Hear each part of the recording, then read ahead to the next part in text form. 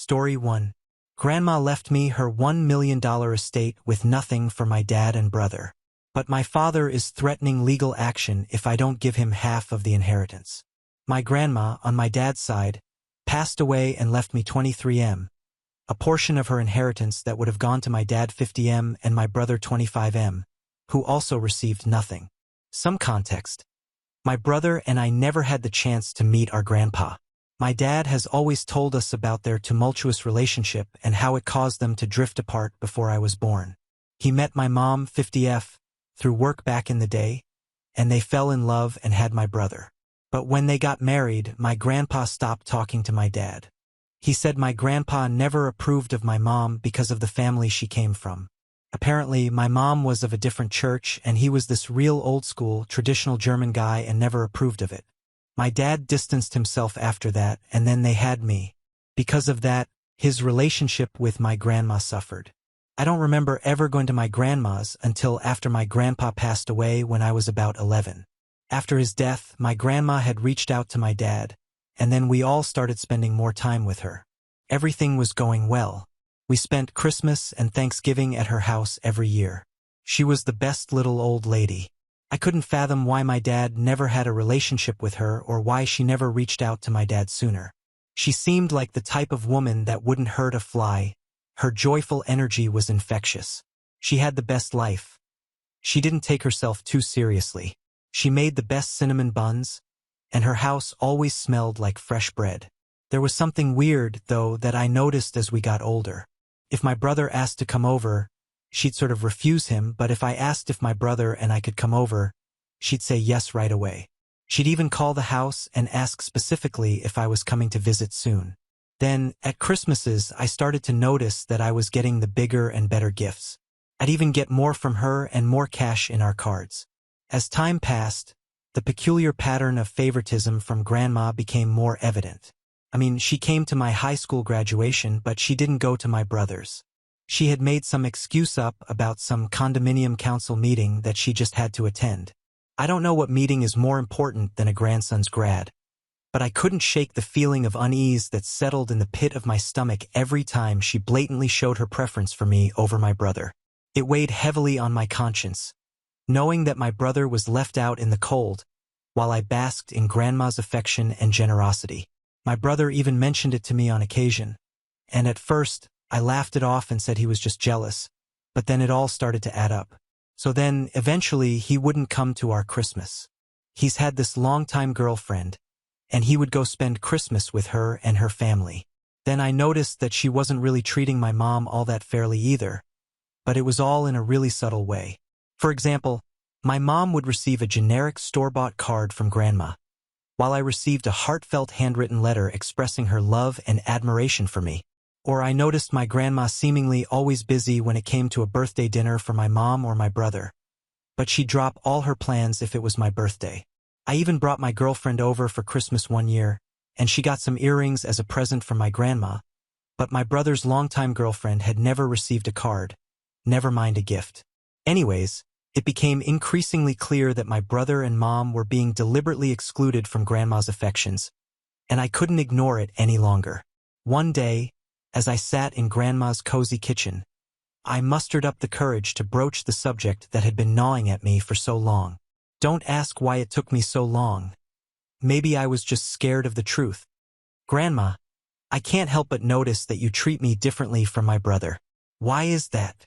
Well, she straight up said, "Sweetheart, it's not what you think," and just brushed it off. But her evasive answer only fueled my determination.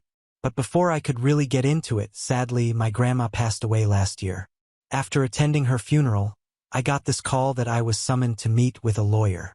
I had told my dad this, and he said that was weird. He said maybe it was just some sort of formality, but he was definitely expecting to get a call in the coming days. When I got there, it was just me and her one living sibling. Well, it was revealed that she had left behind a house worth over $800,000 and over $300,000 in cash, heirlooms, and RRSPs. The inheritance was to be divided equally among the two of us, her brother and myself, representing my dad's share. I asked the lawyer if that was all. I said there had to be some mistake, and he said there wasn't a mistake. My grandma didn't leave her son with anything or my brother. I instantly felt sick to my stomach. It wasn't like she had a bad relationship with them. From what I saw, she was really close to my dad. She'd call him all the time, and they'd spend a long time chatting over the phone. He'd go over there just for coffee or to help her out with her garden or whatever she needed help doing around the house. This just seemed wrong. I had no idea what I was going to tell my dad because I knew he'd be curious and text me later, asking how it went and what it was all about. Well, sure enough, my dad texts me that night and asks if everything is okay. I called him up and told him what happened. When he learned about this, he protested and questioned how it could be possible. I said I didn't know. He said, "Something is wrong here," and demanded the lawyer's contact information. So naturally, I gave it to him because I couldn't explain it any better than I was. I didn't know any better than he did. A few days later, I get a call from the same lawyer, and he's asking me to come in. I thought I was going to get in trouble for handing out his contact information, but when I got there, he gave me a letter written by my grandma from about 5 years ago. Apparently, this letter was to be read to me and me alone after her death. In this letter, she explained why my grandpa had completely disowned my dad and why she wasn't including her son and my brother in her inheritance. She revealed to me that my brother's biological father is in fact not my dad. She said my dad met my mom, and my mom cheated on him early on in their relationship, ended up getting pregnant by someone else. But my dad knew all of this and still went ahead and married her. After my brother was born, she said they knew all about the cheating and the infidelity and tried to warn my dad that if he went ahead and married my mom, that they'd cut him out of their will and subsequently any kids that my mom and dad would have, including the child that isn't even his, aka my brother. She said that my grandpa wouldn't allow my grandma to speak to her boy, even though she desperately missed him and wanted to. Thus, their relationship collapsed. She said they were trying to prove a point to him by cutting him out and thus sacrificed having a relationship with me. She specifically said me. She didn't mention my brother. This also meant that my dad wasn't included in any of their business affairs. They used to own a bunch of car washes. She said that originally my dad was to inherit these, but they sold them before my grandpa died just to spite him. They cut him out of everything. She said that my brother's dad was some guy named Philip that my mom went to church with. So, I guess the different church thing was sort of true. She said that she never trusted my mom after that and couldn't forgive her for hurting her baby like that. And she said that once I came along and she finally met me, it brought back all those years of guilt. And she said that she wanted to love me and give me everything that she had missed out on. She said that it was like her second chance at having a son. But she said that every time she looked at my brother, she was reminded of my mom's infidelity and trickery. She said she had made a promise to my grandpa to never speak to us, but that she couldn't not speak to me or be in my life. But the cost of that was in turn breaking her promise to her husband. The letter said that at the time, my brother didn't know that our dad isn't his biological father. So then I thought, does he still not know? Should I tell him? Why would my grandma suddenly leave this for me now? Help. Update 1. Okay, so the comments were telling me that I have to tell my brother. A lot has happened, so here we go. I really wrestled with the weight of knowing what I knew. I debated for a few days and I actually lost a lot of sleep over this. If he didn't already know, I thought it could potentially rip apart the fabric of his reality and shatter the image he had of our family. Either way, I decided I was going to share my inheritance with my brother and my dad. First off, I was going to meet up with my dad and tell him about the letter and tell him that I knew what happened. I decided to call my dad over to my place so that I could chat with him without my mom walking in. I ended up telling him about the contents of the letter, and I asked him why he decided to stay with my mom. He said he was aware of my mom's infidelity but chose to stay because he loved her, regardless of the circumstances of my brother's birth. He assured me that he had accepted my brother as his own from the moment he held him in his arms and would continue to do so no matter what. He said that despite his parents cutting him off because of that and trying to make a point and teach him a lesson, they had actually taught him to give people second chances. After my mom getting pregnant with my brother, she was disowned from her family, who were hella religious, because she had premarital sex. He said my mom had nowhere to go and no one to turn to, and he couldn't just leave her like that. He said, "Your mother made a mistake. But I chose to see beyond that mistake and embrace the challenge of raising a family with her. And he said they worked on their relationship really hard after that and worked on trust. And he said they still go to couples therapy every now and again, but that her loyalty has wavered ever since, and she's paid for that mistake every time my grandma looked her in the eyes. I asked him if my brother knew, and he said that he doesn't. I told him that I was going to speak to my mom and that I was going to give them a week to tell him before I tell him. I said if they don't tell him, I'm not going to split my inheritance with him and my brother. Then he sort of got pissed at me and said that it's not my secret to tell, and he said that it's technically not my inheritance. I maintained that he has 7 days, and if I don't get confirmation from him that my mom and him told my brother, then I'd be splitting my inheritance with only my brother. Then he tried to tell me that I had no right to meddle in their family affairs and threatened to withhold inheritance as a means of coercion. He emphasized that it was their responsibility to handle the situation with my brother, not mine. He warned me of the potential consequences of interfering in such a delicate matter and urged me to reconsider my stance. But despite my dad's objections, I told him, I said what I said. Well, within that week, he texted me and tried to get me to reconsider. He tried to say that it would be too shocking for my brother to find out by me. He said my brother would be devastated. And I said, yeah, he's going to be devastated. And it is a lot to process. But he deserves to know and he deserves to hear it from you. So that's why I'm giving you the time and the opportunity to tell him. Then I said that my mom isn't ready to tell him. And I said, why not? He said that she was afraid that my brother will disown her and she doesn't want to risk losing that relationship. And I said that wasn't my problem. He pleaded with me to understand her perspective and give her more time to come to terms with it before involving my brother. The next day, my mom comes over to my place. I could tell she was crying. I tell her she's got 2 days to figure it out. She tried to plead with me and I said, why is it such a bad secret? My dad will always be his true dad. Philip was never in his life. She said, please don't take her mistakes out on him. And I said, how am I taking them out on him? I'll be telling him the truth. I said if you tell him, Dad gets this chunk of money that he can choose to share with you. If you don't tell him, it all goes to my brother. She said, it's not about the money. She said, it's not an easy secret to bear, and I've wrestled with the guilt of it every day. But please understand that it's not about hiding the truth from your brother to protect myself. It's about protecting him from the pain and confusion that revelation might bring. I just maintained my position and told her she had 2 days to do the right thing. She called me greedy and said I was being selfish and just wanted to keep the money for myself. Then I said, how am I being selfish if I'm literally willing to give my dad and my brother a share of my inheritance? And she said that it didn't belong to me. They said if I go ahead and tell my brother that they'd go after me legally for how the estate is being administered. I said, sure, go ahead. Right after that, I went ahead and called the lawyer I've been dealing with, and he said that they don't have anything. He said, it's literally written in her hand, and she has a letter addressed to me that my dad has no right to anything.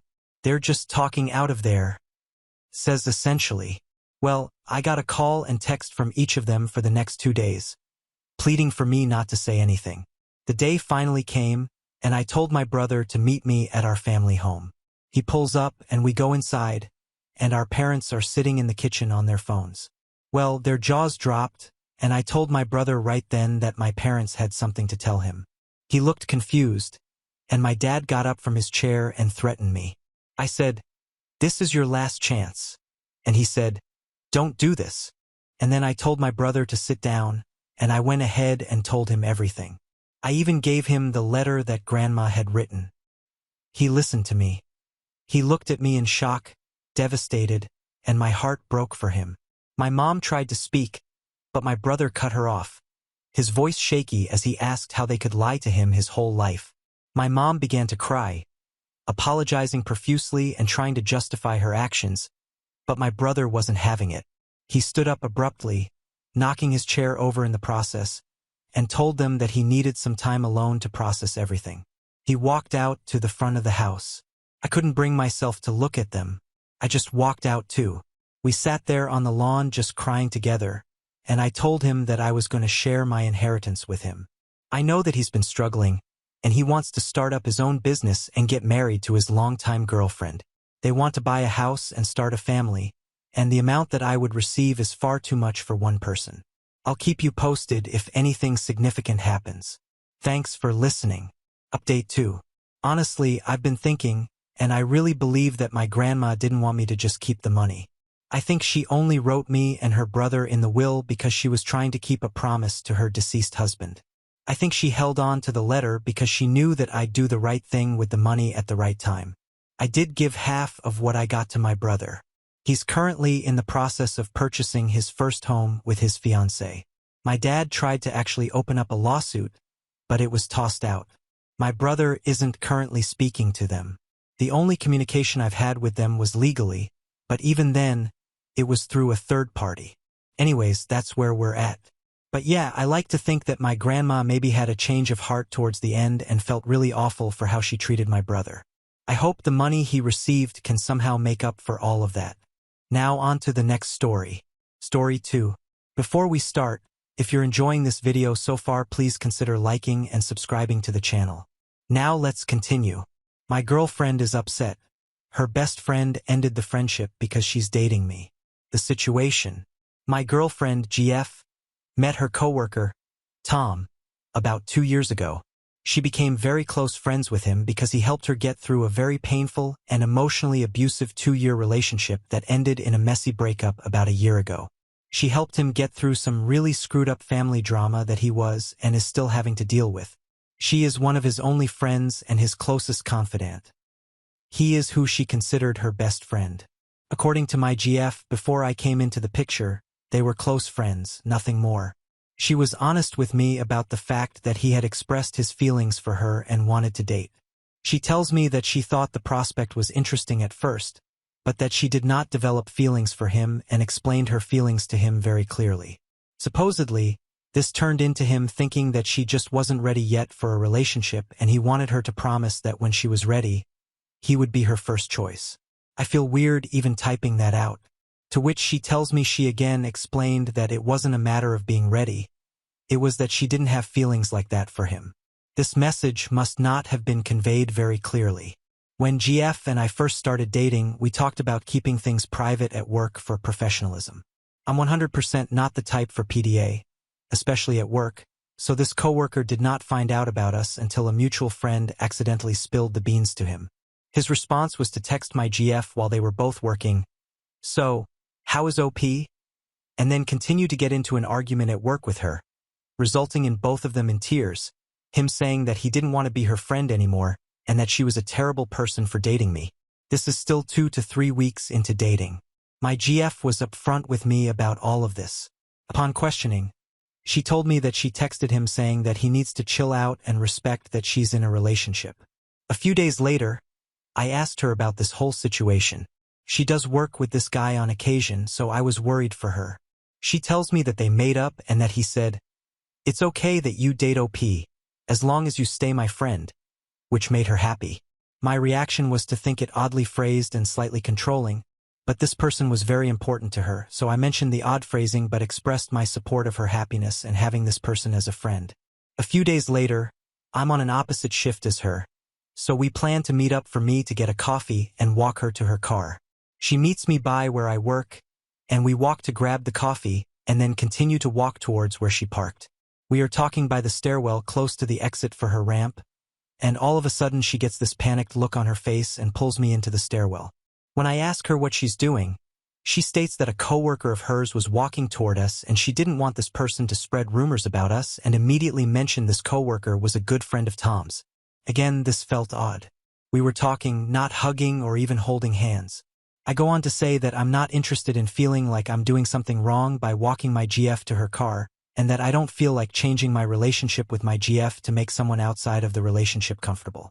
Here, she apologizes, states it's purely because this coworker tends to spread rumors and she doesn't want to deal with that at work, and adds that it has nothing to do with Tom.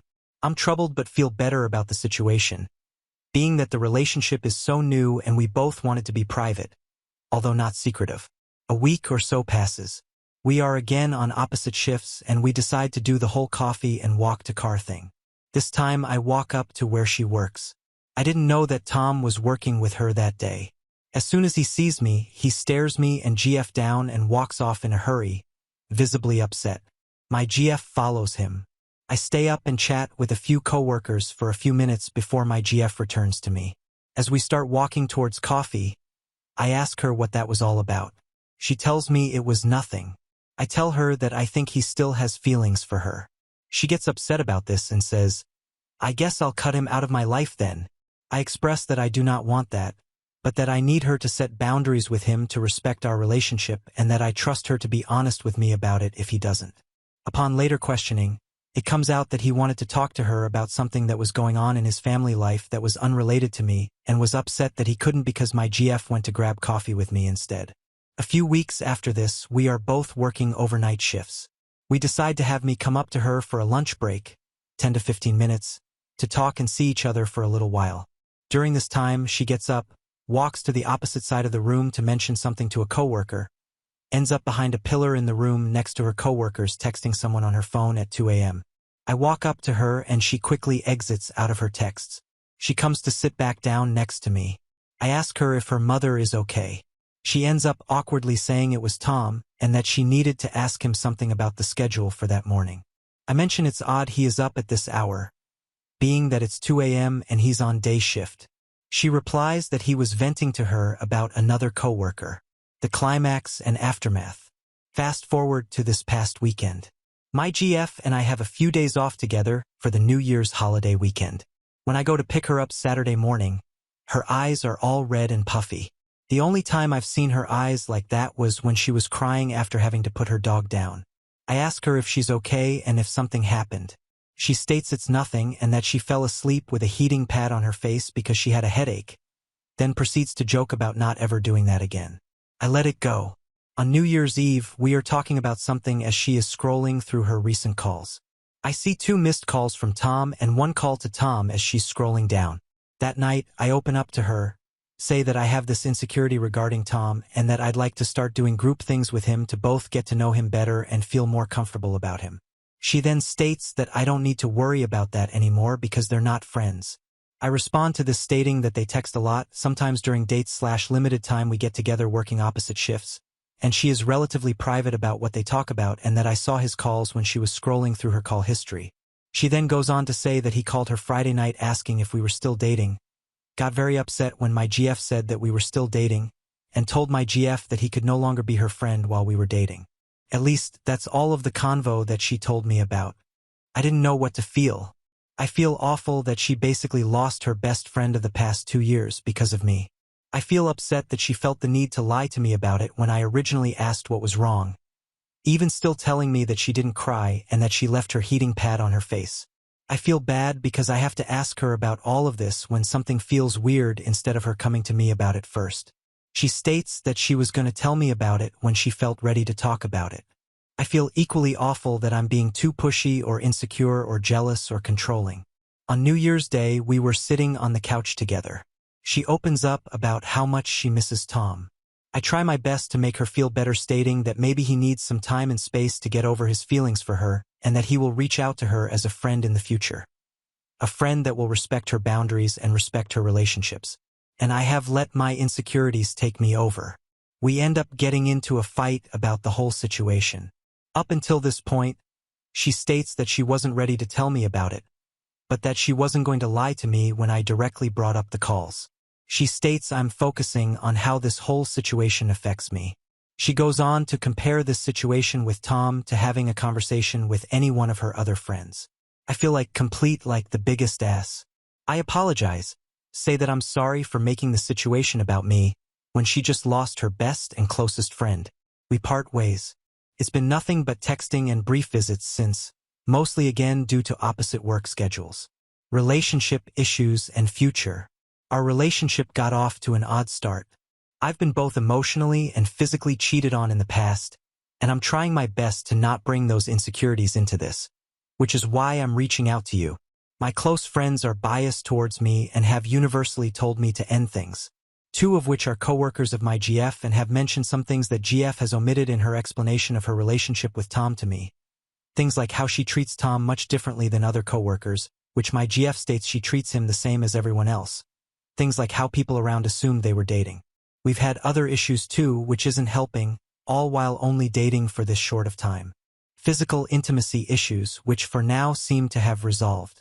We've gotten very close to breaking up once, mostly due to opposite schedules, and are not seeing the light at the end of the tunnel as far as spending time together. I'm hopelessly in love with this woman. She's a very compassionate and intelligent woman. She cares so much for other people. I often think she is attracted to broken or hurting people, wanting so badly to fix them.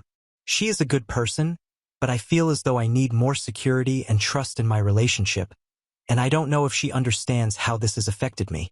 I feel too guilty to bring it up to her now because of how painful it is for her to essentially lose someone that was so important to her because she is in a relationship with me. At this point, I'm wondering if I should break things off. I love her, all while I'm trying to figure out if I can trust her, all while feeling like I'm being way too insecure, all while feeling like an ass for even questioning her integrity. Update 1. The outpouring of support and advice has been truly touching. I have read each and every one of your comments many times over. I continue to read them. I haven't talked to her about any of this since the post. The unfortunate situation is that we may very well just be incompatible for reasons in addition and unrelated to this. To be brief, she is a very independent person. Working opposite schedules takes its toll in that we don't get much time that we are both free to see each other. Yesterday, we were supposed to spend time together and her mother got sick, so she needed to take care of her. Of this, I am certain she is not lying. Obviously, family comes first here, and she needed to be there for her mother. Today, her mother feels better. We were supposed to see each other, and she says she needs to work on things for her second job. She works as a sort of instructor. Obviously, I was upset by this because I really needed to talk to her. This isn't anything new. I'd say around 1/3 of our plans get changed because of something on her end popping up. She's not really interested in looking ahead in her calendar to try to make plans because it gives her anxiety to be looking at her schedule too much. I wish this was all that was going on, but that's not even the end of things. From the beginning of the relationship, she was saying things along the lines of, "Don't give up on me," and that she was a hard person to love, that she is grumpy. She canceled plans today after making plans to grab some breakfast tomorrow before I leave for a week-long trip. I expressed my hurt feelings about the cancellation and that I was really looking forward to seeing her today, if only for a few minutes and a hug. She lives literally 5 minutes away from me. Her text to me, like right now, "I feel like I did something wrong by asking for time to do what I need, and I feel like you expect me to be available the second you wake up." Mind you, the material she is working on is for things that don't need to be done potentially for up to 6 months. No offer was made for me to stop by for a quick hug or vice versa.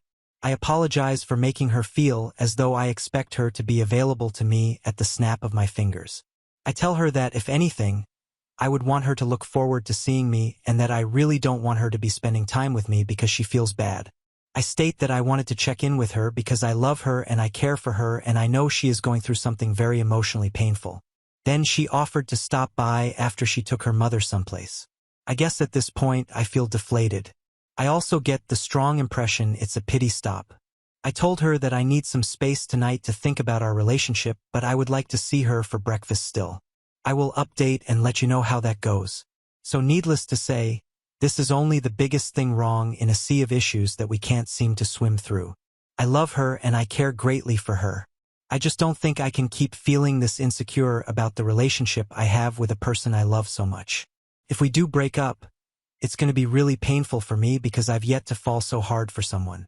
I'd like to say that this wouldn't have changed me for the worst, but I don't know.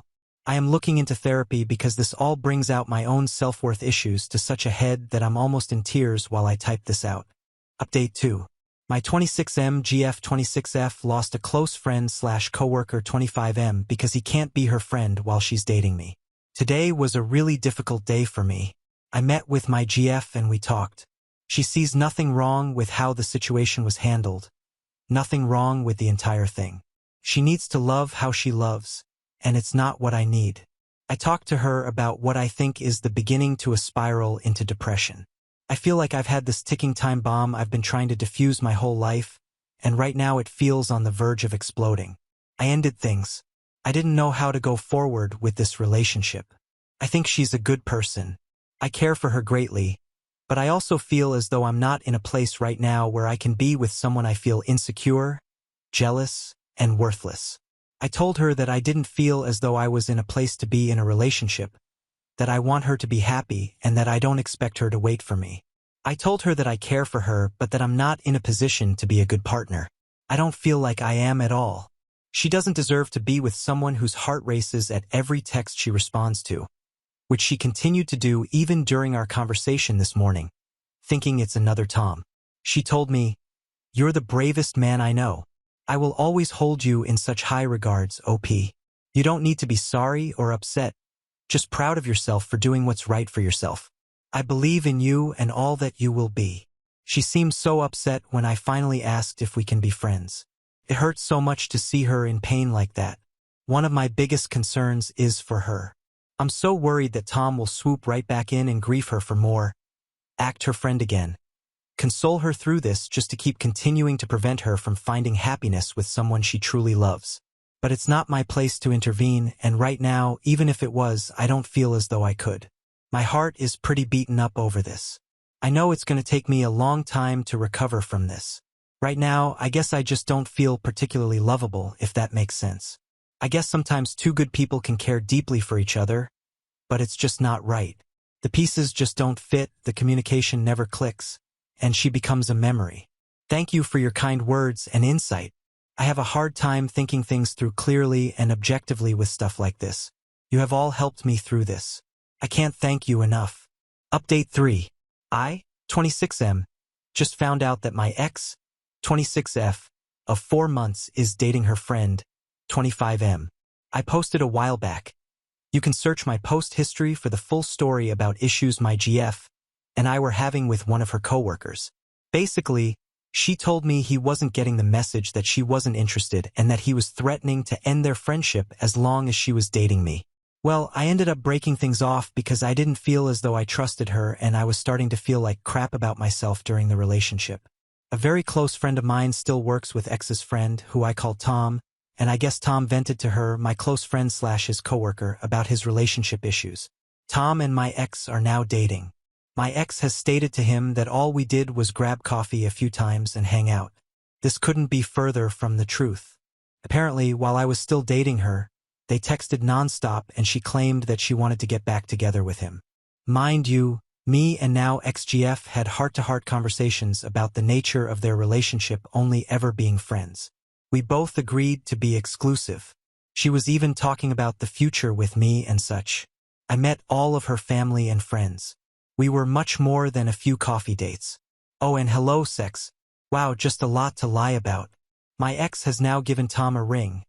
Not a proposal, just a promise ring, and he is thinking about moving in together. He doesn't understand why I have him blocked on all social media and was trying to get out of my close friend / his coworker my side of the story as it wasn't adding up to him. Obviously, my friend acted as though she knew nothing and came to me with this information.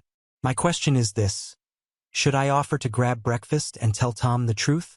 I still have some things she wrote me that would undeniably prove that what I was saying was true. I'm a sentimental sucker. I kept some of her love letters. Or should I just let this all go? A part of me thinks this might just be part of the closure that I need. Another part of me wishes to see X get caught in her lies. What should I say to Tom? How should I say it? Should I not say anything at all? While I know Tom wasn't completely innocent, I do feel pretty bad about how I viewed him through all of this. He is almost just as much of a victim of her lies as I was, except he doesn't really know it. Now on to the next story. Story 3. Evil mother-in-law spit on my face and threatened to hit my baby. I finally snapped when she got dementia and my husband chose her over us. My husband, 28M, and I, 29F, are in a bit of a pickle with my brother-in-law, my husband's brother, to be frank. My MAL is really quite dependent on her sons. A bit of backstory. It's been like this since their dad died. She's lived with us ever since. We have a basement suite, and she sticks down there and keeps to herself for the most part until recently. We don't ask her for rent, but she pays $500 in groceries, and it manages to cover a bit of utilities too. She had planned to go to see her sister in Toronto last month. as she was in the hospital with some serious health problem they couldn't figure out. My husband was supposed to drive her to the airport, and it's an hour drive there and an hour drive back. Unfortunately, they missed the flight because of a snowstorm. The flight ended up canceled anyways because of the weather. For whatever reason, my MIL couldn't figure out how to get the ticket reimbursed. We didn't want to handhold her through it, so she ended up losing $800 on a ticket and now has to buy a new ticket to Toronto. But prices have now gone up, so she's looking at $1,300 in round-trip flights to Toronto. Well, my MIL doesn't have $1,300, so my husband has already discussed splitting the cost with his brother. But we are all struggling financially, and it's just not sustainable for us to continue living with her. She's constantly throwing out good food or leaving the milk out so it goes bad, but I don't notice until it's too late. She's wasted probably $200 worth of groceries almost every month for the last 5 months. And whenever I say something, she gets defensive. For one, she spit in my face on more than one occasion. I texted my husband, and he didn't really do anything. He said that I must have said something to really piss her off. I had chicken thighs in the fridge that were marinating for dinner one day, and when I went to prepare them for dinner, I found they were gone. Well, it was only me and her there, so I asked her if she had taken them out of the fridge, and she straight up told me she threw them out. I said, "What?" Then I told her they were for dinner, and she said that they had been in there for a week and they were bad. I said, "I just bought those yesterday, and they were marinating overnight for dinner today." Then she literally goes off on how I'm an ungrateful and a spoiled brat, and my husband should never have married me. I told her she could get the hell out of the house if she thinks that because it's not even her house, and she has no right to speak to me this way. Then she said that it's not my house either, it's my husband's. I just stood there dumbfounded. I couldn't even believe what just happened. Then she left the kitchen and went to her room. My husband texted me soon after, and he asked me what just happened and what I said to his mom. I called him because I didn't want to have a fight over text, and I tried to tell him what happened, but he said I shouldn't be treating his mother like that. I asked her to watch our daughter because I had to go check the mailbox, and it was too rainy to take her with me, and it would literally be like 5 minutes. Emil had been good with her up until this point and had been asking to hold her more and to help out more, so I figured why not. But when I came back in, she was getting all angry with my daughter, like full-on yelling at her, and my poor baby is just laying there on the floor crying and honestly looked like she was going to get aggressive with her and hit her.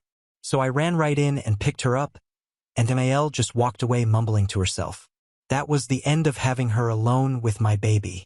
After that, I left to my mom's and told my husband what happened, and he asked what the hell was going on, and said that he doesn't want to act like a tyrant when he gets home. I told him I was staying with my mom until he got home. When he got home, I came back, but my MAL told him that she didn't trust me and thought that I was trying to get rid of her. She even went so far as saying that I was poisoning her food and that's why she wasn't eating. When my husband and I were laying in bed, he told me all of this and had the audacity to ask if something was wrong between the two of us.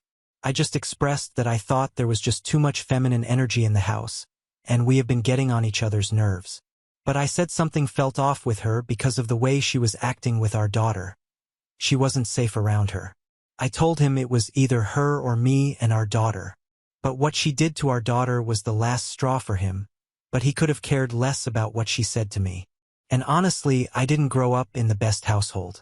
I've been called every name under the sun, so I can handle her, but I'm not going to subject my daughter to that evil witch. So now my husband wants to rent a room for her, but in this economy, I don't think so. That would be $1,500 for a one-bedroom apartment in the city, and she doesn't drive, so it would just be us going out of our way to drive her places. When we talk to my BIL, he says he can't afford it. Being a single guy, he's sort of struggling too to make ends meet. He's a graphic designer, so makes decent cash, but nothing extraordinary, and he hardly has any savings, but we don't want him to touch that. I'm also on maternity leave and get only 55% of my salary now. That's $745 every 2 weeks. We all are struggling and been trying to get a bigger house for a little bit now, but it's super difficult with the housing prices and the interest rates. Now I'm almost at a point where I'm okay to dip into our savings to get her a room somewhere if we were to split with my BIL, just because I legit need this witch out of my house. But he's saying he can't afford it. He has a 2-bedroom condo right now, so I suggested that MIL goes to live with him for a bit just so we all get a little break from each other, and that $500 can go towards BIL's bills because it's less mouths to feed too. But he doesn't want to. He also said it would hinder him in the dating scene. He said, "How am I going to bring a date back home if everything goes well? I'll have to call mom and tell her to stay in her room and be quiet and pretend she's not there." The brothers always paid everything for her together since their father died. But my husband works away from home and leaves me and our baby with her. So I'm the one that's stuck with her day to day. Update 1. It's been a few months since I posted. We took matters into our own hands, and after many discussions, negotiations, and maybe even a therapy session. Okay, not really, but it felt like it. We came up with a Band-Aid solution. We did the old switcheroo. That's right, we swapped living arrangements. My brother-in-law reluctantly agreed to take in my mother-in-law for a trial period. My husband actually advocated for me here. When he got home from work, I had some tough conversations with him about where I was at with his mother. It was to the point where his mother was nitpicking everything I did. She asked me to clean her bathroom. She even went so far as to blame me for things going missing and accused me of stealing money from her. My husband knew that I was at my wit's end and ready to leave. She wasn't too happy at first, like not happy at all. She blamed it all on me at first and told my husband that I was just trying to get rid of her like old trash. But it had to happen. Tensions were rising. I heard her say, "That damn baby won't just shut up?" Or, "That goddamn baby." I asked her if she had a problem, and she actually said, "If you don't shut that baby up, I will." And well, that was that. BIL took her in. That happened for a few months until we realized that her memory was going, and all of her aggression problems were probably due to that. He said she was wandering in his condominium complex and couldn't remember where she was or why she was there, and she was getting really frustrated with people who would approach her. She actually slapped one lady, but the lady didn't press charges because my brother begged the woman, like literally on his knees, and gave her some big BS sob story that he has to take care of her and she's not doing well with the stress of her husband dying, even though he died years before. My husband took her to the doctor because his brother said something was off, and sure enough, she had failed whatever test they do for memory. The doctor says that she has early onset dementia. He said this explains her irritability and her accusations towards me. Well, my husband took this as a "she needs us now more than ever," and his brother isn't equipped to take care of her. So he told her she could move back in with us. I said, "If she's coming back, me and my daughter are out of there." Update 2. I followed your advice and grew a spine. A little late, yeah, but I am gone now. Thank you for the harsh truth, everyone. Husband decided to move his mom back in, and so I moved out and I'm staying with my mom indefinitely. And my mom served my STBX with the papers. We're getting a divorce. Comment. I completely understand what you're going through. My mother-in-law has dementia and moved in with us while I was pregnant, which caused a lot of stress on our marriage, and it was one of the hardest times in my life. My husband thought it would be a good idea for his mom to move in and help out after her husband died, but I quickly realized it was just so we could take care of her. Her dementia isn't severe yet, but she has short-term memory loss and needs help with tasks like laundry and cooking and basic financial things. My husband works from home and I am a stay-at-home mom, but now we also have to take care of his mom on top of our 2 dogs. It got so bad that the stress of it all caused me to go on bed rest for the last month of pregnancy. This meant my husband had to spread his attention from me to his mom to work during the day, as I couldn't get up from bed. I could feel him starting to resent his mom, and at one point I felt it directed to me too. Well, when our daughter finally decided to bless us with her presence, I'm finding my patience is running thin towards my Emil. I ended up getting an emergency C-section, and she wants to help, but she can't change diapers, feed the baby. She has back problems, so holding her for too long causes her pain and back spasms, and she can't really cook food for us. When I was taking a shower, I left my daughter in her care. She was 3 months at the time. She started crying, and my MIL thought she was hungry, so she tried to feed her porridge. Well, it's a miracle my daughter didn't choke to death. My MIL claimed it was only a little bit and seemed really innocent about it, but I think she got the hint that I wasn't too happy with her. My husband had to take care of that one because I wasn't comfortable reprimanding my MIL, given her dementia. This might turn into a crazy rant, but I'm just so irritated and burned out by having my MIL here. I can hardly speak to her, and I get annoyed when she tries to help with my daughter. I feel like such an awful person, but my resentment is so strong because of how much stress she has caused me. It's also put a huge wedge in my marriage because my husband is extremely stressed out by her too. But I know that he feels bad because he feels the need to help her since it is his mother after all. Given all the stress, my husband and I had a huge blow-up. He said that Mal wants to move back in with his brother and his wife because I have made her feel so unwelcome. So I know how you feel. I told him that he hasn't helped in this situation. I told him he should look in the mirror because he's constantly scolded her and raised his voice at her all the time for the littlest of things, and he makes me look like a saint. I have never yelled at her or ever confronted her because that's just not something I would do. 1, she's not my mother, and 2, she has dementia, so it would be like trying to yell at a child who doesn't understand up from down. So now I'm the bad guy, but I've gone to live with my sister. At least I'm out of there. They can have each other now. Now on to the next story. Story 4. Cut off my toxic BFF because she was jealous of my fiancé. She lied to my family, said he was cheating, and now she's sending him intimate videos after her boyfriend dumped her. Hey everyone. I, 21F, cut contact with one of my closest childhood friends, Mary, 21F, a few weeks ago. While I feel relieved she's out of my life, most of my family and mutual friends think I overreacted, and now I'm starting to second-guess my decision. I'm going to put some rather irrelevant background information here. Mary and I practically grew up as sisters. We were neighbors, and our parents started arranging playdates for us before we could even walk. From kindergarten to secondary school, we did everything together. If I wasn't at her house, she was at mine. I trusted her completely and never thought of her as anything other than my best friend. Things changed when Mary moved away for university. At first, I missed her, but over time I noticed how much easier my life felt without her constant presence. I wasn't being criticized, guilt-tripped, or forced to justify my choices anymore. It became clear how much control she'd had over me. Mary had a way of dominating every aspect of my life. She'd dismiss my hobbies and pressure me to quit them, and if she didn't like one of my friends, I'd have to cut ties. You could call me a pushover, but when you grow up with someone like that, it's hard to see the manipulation for what it is. Things really came to a head when I met my now fiancé, Dave, 27M. He's amazing, kind, supportive, and everything I've ever wanted in a partner. We clicked instantly, and he's honestly the best thing that's ever happened to me. But, of course, Mary didn't approve. She immediately tried to plant seeds of doubt, saying he was too old, he'd cheat, or he was only using me. Thankfully, for once, I didn't listen to her, and I'm so glad I didn't. In December, Dave surprised me with a dream vacation, and during the trip, he proposed. Everything about it was perfect.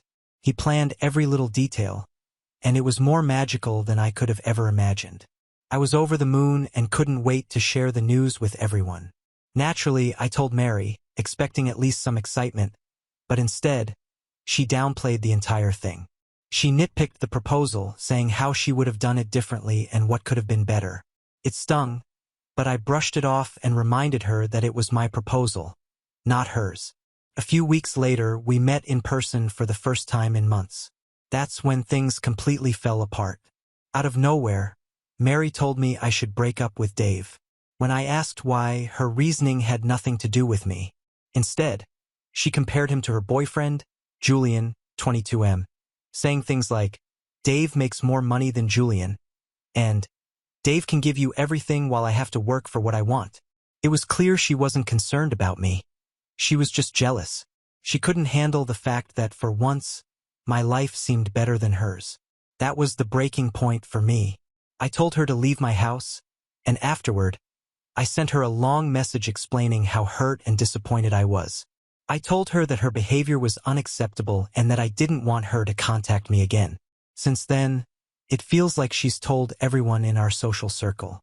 Mutual friends and even some family members have reached out, saying I was too harsh and should have handled things differently. They said, "That's just how Mary is. You've known her your whole life. She's always been in the spotlight and gotten what she wanted. Some even accused me of breaking her heart and told me it was wrong to choose my fiancé over a lifelong friend. Even my mom said she expected better of me, and that's what's making me question my decision. Did I overreact? Mary has been a huge part of my life for as long as I can remember. Sure, she has her flaws, but we've also shared countless good times and memories. Am I throwing away years of friendship over this? Should I try to fix things? Or was cutting her off the right choice? Since some people in the comments are claiming this story is fake, unfortunately, it's not. I obviously can't prove it to you, but honestly, what would be the point of making up a story and posting it on Reddit? I've never used Reddit before and have no idea what karma is or why anyone would want it. For clarification, I don't know exactly what Mary told my friends and family, since most of the messages I received were pretty vague. I also didn't ask my mom what Mary said. It happened when I was too angry to have a calm conversation after my mom told me I was being dramatic, which led to me yelling at her. All I know is that Mary admitted to asking me to break up with my fiancé, but I don't know if she explained why she wanted me to. Lastly, my parents raised Mary like a second daughter, and she's always incredibly kind in front of them. I guess that's why they didn't believe me. Maybe they're just in denial because it's easier for them to handle. I don't know, but I get it. Hearing something bad about someone you like for the first time can make you want to deny it. Update 1. January 13th, 2025. We visited my parents around noon today, talked about everything, and tried to understand what had happened exactly. Turns out Mary really was telling a made-up story while sprinkling in some truth here and there. Apparently, she told people, or at least my parents, that Dave was cheating on me with a coworker of his, which is why she told me to break up with him. She said that this affair had been going on for at least 4 months, and that she knows about it because she'd seen them together at a cafe in a different city a few months ago. Let's assume this would be true. Why didn't she inform me or my parents sooner? Like, imagine your best friend's then boyfriend is cheating on her and you know about it. Wouldn't you tell her right away? This is also why I can't understand why my parents, especially my mom, would believe her in the first place. According to her story, I got incredibly mad, kicked her out, and haven't spoken to her since. Now, some of it is true, as you should know from my original post. For one, her telling me to break up with my fiancé, as well as me kicking her out and cutting contact. However, the whole story about Dave cheating on me is something I've heard about for the first time today. Plus, it's completely made up. Just to remind you, she told me to break up with him because Dave's a better boyfriend than Julian, her boyfriend. By the way, I also feel so sorry for him. I can't imagine how much she must push him around. My mom said that she didn't believe Dave was cheating on me but was disappointed in me for how I handled the situation, especially since I couldn't have known if Mary wasn't telling the truth. She thought that cutting off my best friend for being concerned about me was too harsh and that we should have talked it out. I've also assumed that she's scared to lose longtime friends when I cut contact with Mary, which also turned out to be true. Mary told her mother what happened, who just so happened to be best friends with my mom, and according to my dad, Mary's mother is mad at me for treating her daughter badly and accused my mom of not raising me right, so there's that as well. After my mom explained what Mary had told her, I went on to tell her what really went down. The jealousy, the manipulation, the lies, all of it. Basically, the things I've said in my original post, plus much more. She didn't believe me at first and said that I was blowing things out of proportion, that Mary had good intentions but simply didn't know how to communicate them well. I showed her some text messages between Mary and me, told her about past incidents, and my fiancé tried to back me up as best as he could since my mom wasn't listening at all and kept defending Mary. To say that I dug deep and told my parents about all sorts of things is an understatement. I even went as far as telling them about a sex incident. So yeah, I didn't leave out any details. My dad believed me from the get-go, but my mom kept going back to how great of a person Mary is and how she just wants the best for me. She also kept saying how I've never had an issue with Mary in the past, not true, and that I'm now creating unnecessary drama because of a misunderstanding. Maybe I'm creating unnecessary drama, maybe not. In my opinion, it's necessary though. I've let her do whatever she wanted for far too long. At some point, my dad simply told her to shut up and to stop making excuses for Mary, so at least I have one parent on my side. My dad's always been a very non-confrontational person and never really stood his ground, especially when it came to my mom, but I found out that he thought that Mary didn't have a good influence on me growing up.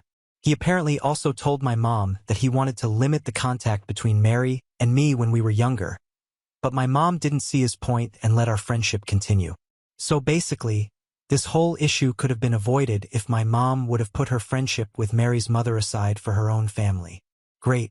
In the end, my mom said that she'd speak to Mary and ask her if what I've said is true, which honestly pissed me off. After everything I've told her, she still wants to crawl to Mary because apparently what her actual daughter says isn't good enough. She tried to justify it since Mary is her daughter too, and it's unfair to just hear out my side of the story. All right, but you already had a heartfelt conversation with Mary in which she was lying to you completely.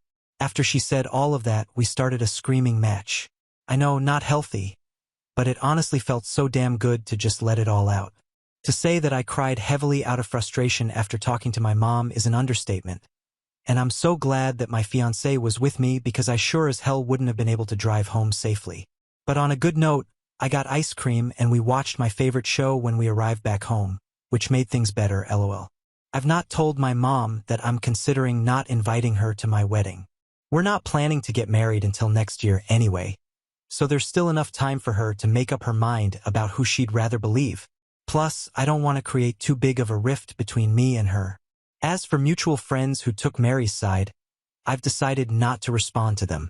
I'm not sure if Mary told them the same story that she told my parents, but I honestly don't care. I don't want to see Mary ever again, or at least not in the foreseeable future, and mutual friends would make that a whole lot harder than it needs to be.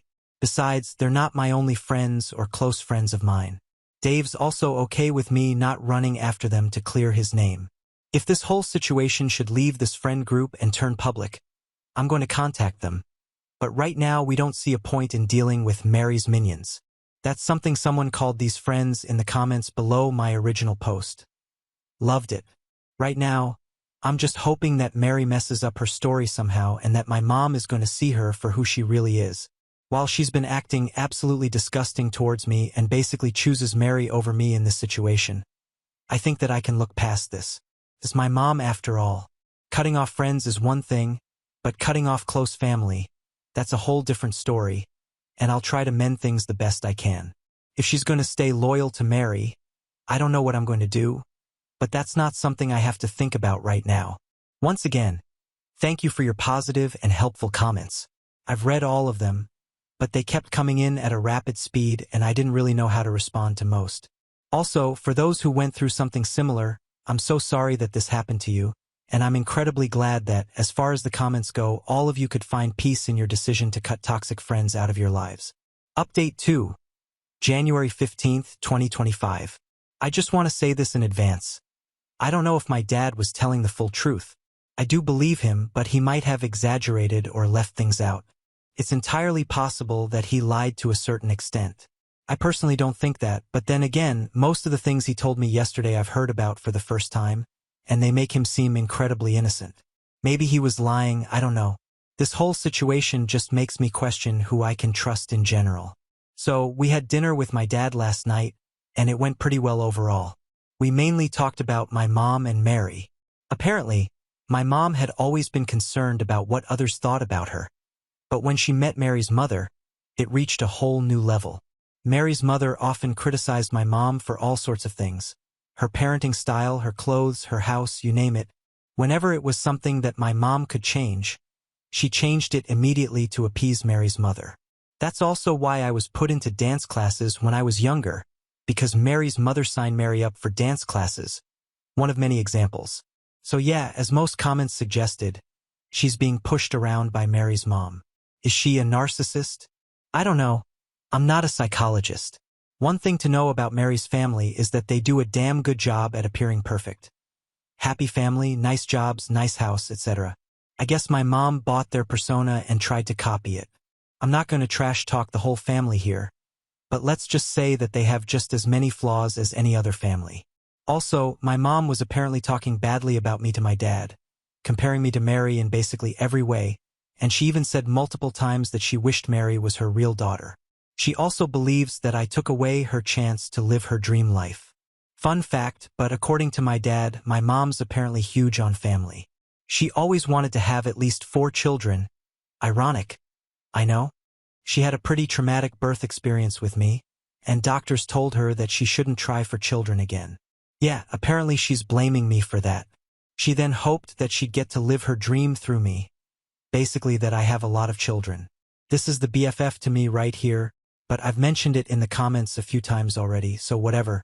I can't get pregnant at all, which means she luckily won't get any grandchildren from me.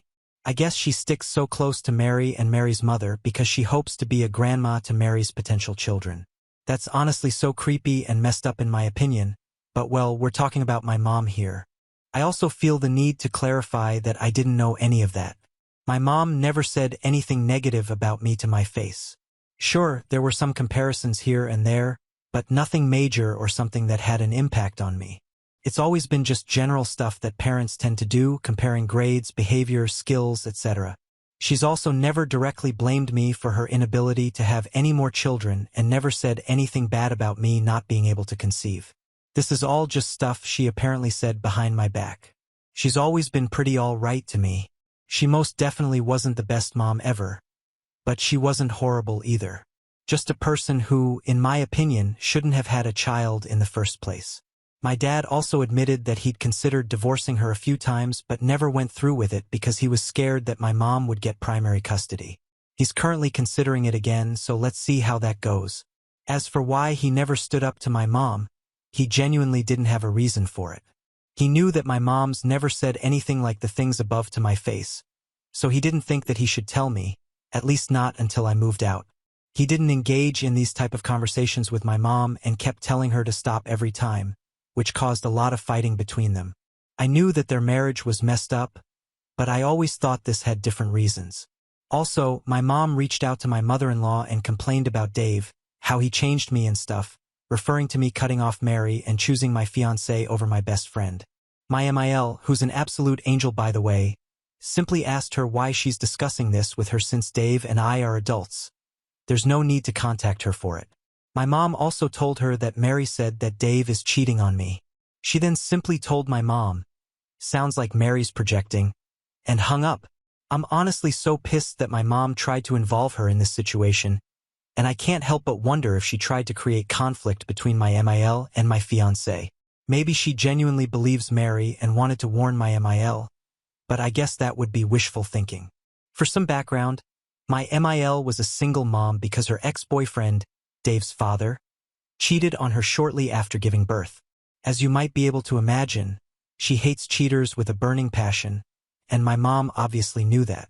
So yeah, I guess my mom talked to Mary, who doubled down, and my mom decided to believe her.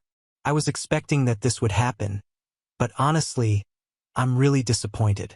I'm not even sad, angry, or anything, just absolutely disappointed and confused. I'm currently considering sending her one last text before cutting her out for now, but I don't know if I should give her the pleasure of receiving an explanation. I'm still on the fence about cutting ties with her in general, mainly for my dad's sake. Their marriage is rocky already, and although he's considering divorcing her, I'm not sure if he'll actually go through with it. To keep in contact with one parent while not talking to the other one must put a whole lot of stress on the parent you're still in touch with, and I quite honestly don't want to worsen my dad's home life any further. It's so crazy how I've lost so many people who I considered important to me in such a short amount of time. This whole situation also made me question other people like my dad, a whole lot. There were so many people in my life throughout all those years, and nobody said anything. Why didn't my grandparents step in, or my aunt or family friends? I can't imagine that they didn't know about any of it, but then again, I didn't either. I also have no idea why I never noticed that my mom held some sort of resentment towards me. Shouldn't I have noticed? I mean, I've been living with her under one roof for 18 years, yet I never noticed/imagined that she actually doesn't like me. Also, yes, Reddit became my new diary LOL. Update 3, January 17th, 2025. This is just going to be a small update since not much happened, but I still want to share this because I think it's quite ironic. It's also pretty late at night, and I'm staying at a hotel right now, so sorry if some stuff doesn't make a whole lot of sense. I had a gig tonight, and Mary's ex-boyfriend, Julian, showed up after the show. Yes, ex-boyfriend. He came up to me and told me that he broke up with her this morning. He then got free drinks for the rest of the night, and we had an amazing time at the after party, lol. I've already mentioned this in the comments, but I told mutual friends who asked, not those who attacked me, what really went down between Mary and me. I guess they've told other mutual friends, and it got around to Julian. He asked her if my story is true, and Mary apparently got really defensive. After some back and forth, she called him an option that she's keeping around until Dave's single or she finds someone better. He dumped her right there and then. Mary must have spiraled after that because she texted me over a new Instagram account and said that I've ruined her life. I don't believe in karma, but this honestly made my day. Also, I've called my grandparents and they didn't know how my mom really felt about me, which honestly puts my mind at ease a bit. At least I wasn't the only one being oblivious. I guess she did a really good job at hiding her true sentiments. For my parents, I've decided to go LC low contact with my mom and keep in touch with my dad. He's not going to divorce her anytime soon for several reasons. I'm also still on the fence on whether to cut ties with my mom completely or not. While many people in the comments mention that they're not in contact with their families anymore, I don't feel ready for that yet. I want to have a conversation with my mom first, just so that I can hear what I've been told by my dad straight from her. But right now, I don't want to have that conversation. So yeah, I'm basically keeping her around for now. Update 4. January 21st, 2025. I don't really know how to start this, so yeah. Mary hasn't tried to contact me again, but she started sending videos of her having fun with herself to Dave. It's been 3 so far, and they've all been sent through different burner accounts. He didn't respond to any of them, and we don't really know what we should do about it. He gets sent videos like that quite often, but it's usually just 1 video per person, not 3 in a row sent by the same one, which makes them easier to ignore/block. So far, he's obviously deleted all videos she sent him and blocked her on every account through which she tried to contact him. He hopes that if he's not going to respond, that she'll stop soon, and well, I hope so too. It's honestly getting annoying hearing my ex-best friend moan my fiancé's name. I also met up with my mom today. She texted me yesterday and asked me to meet up. She knows that Julian and Mary broke up and also knows the reason for it. I don't know how she's gotten the story. It apparently was a weird mismatch of Julian, Mary, and Mary's mom. My mom was pretty distraught when she told me this, and all of it didn't make a whole lot of sense. Mary told her this, Julian told her that, and so on.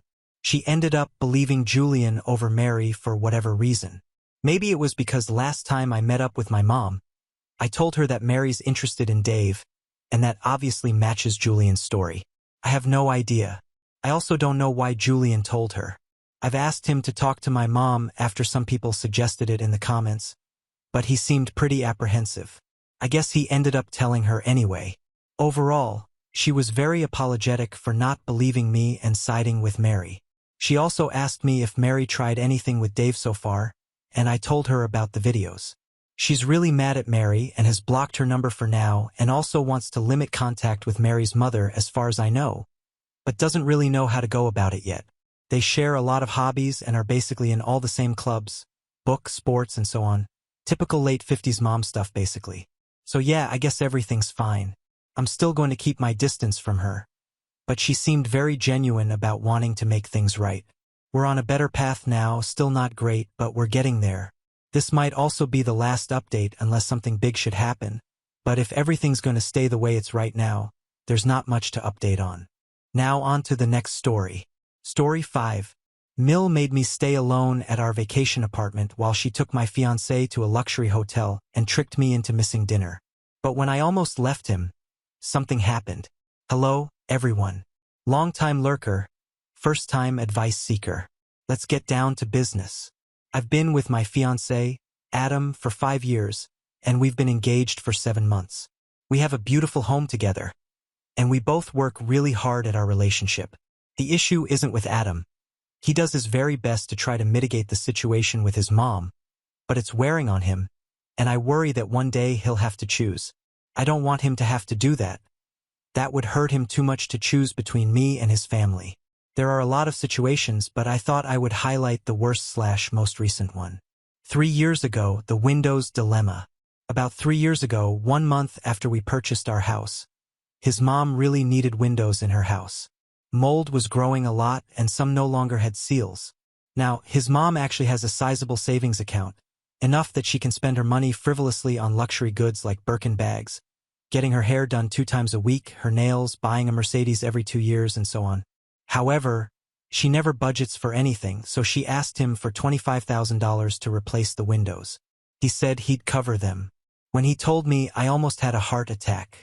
He said it was a loan and that she'd pay him back. I still have law school debt to cover, and we have a larger than we should have mortgage. She made a comment to him about how I would let her freeze to death all winter, and he had to help her. We took extra out on the mortgage to cover the windows, top of the line everything. We still have yet to see a dime. I suppose it went into her new GL class. To quote the bard, neither a borrower nor a lender be. The vacation. Barcelona betrayal. Adam and I had a vacation planned a year after the windows dilemma happened.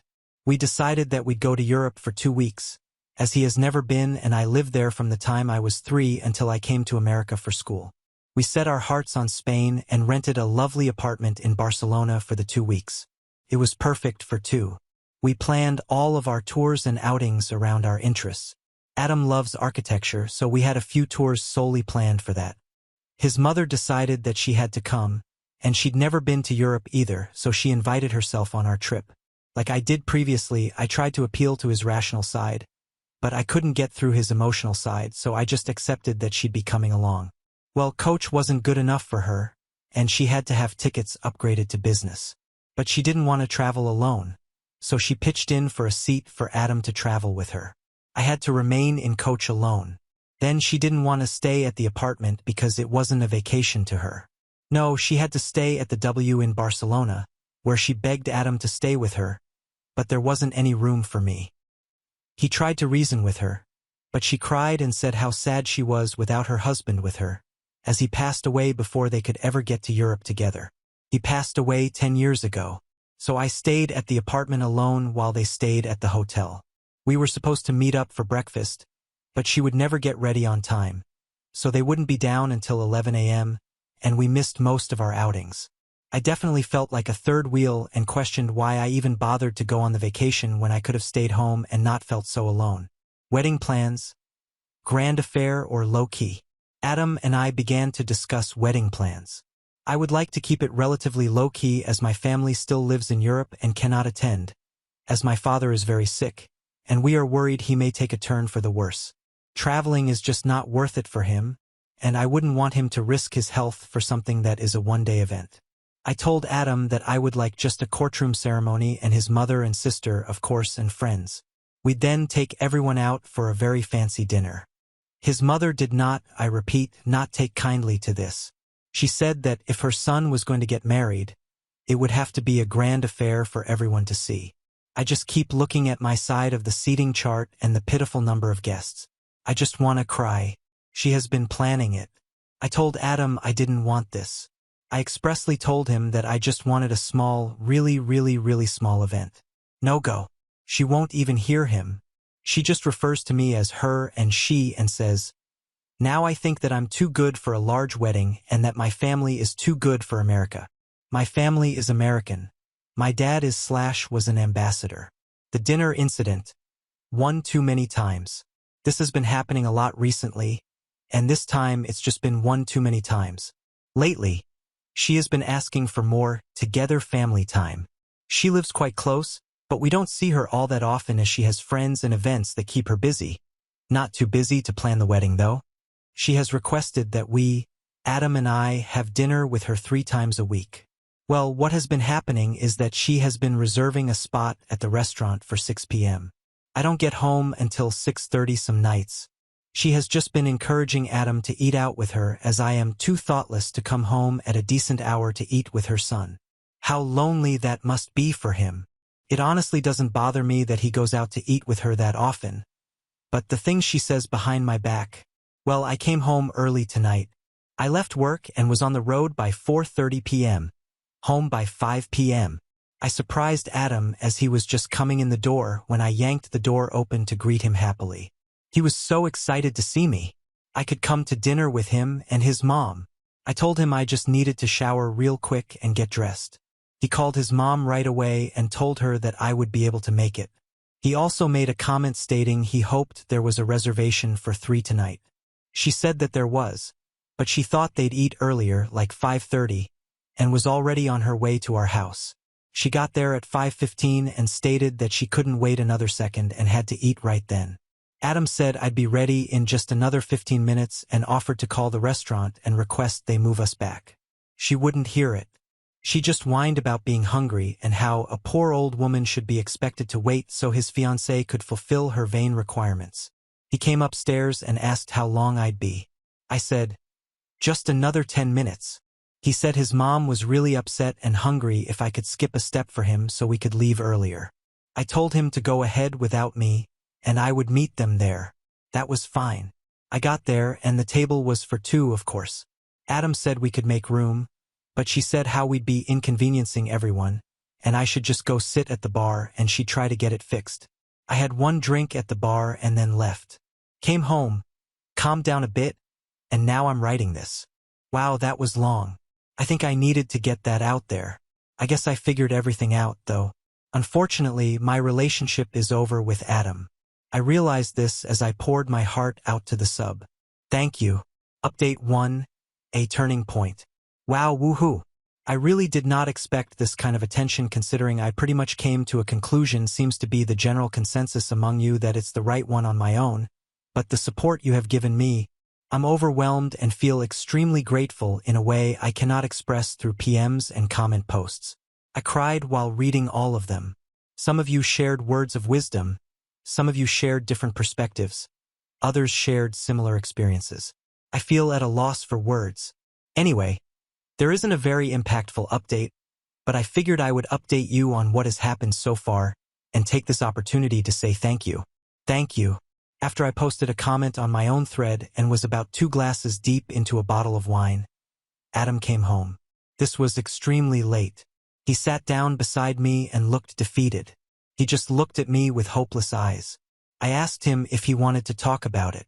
He said he needed time to process everything that happened tonight. I told him I also needed time.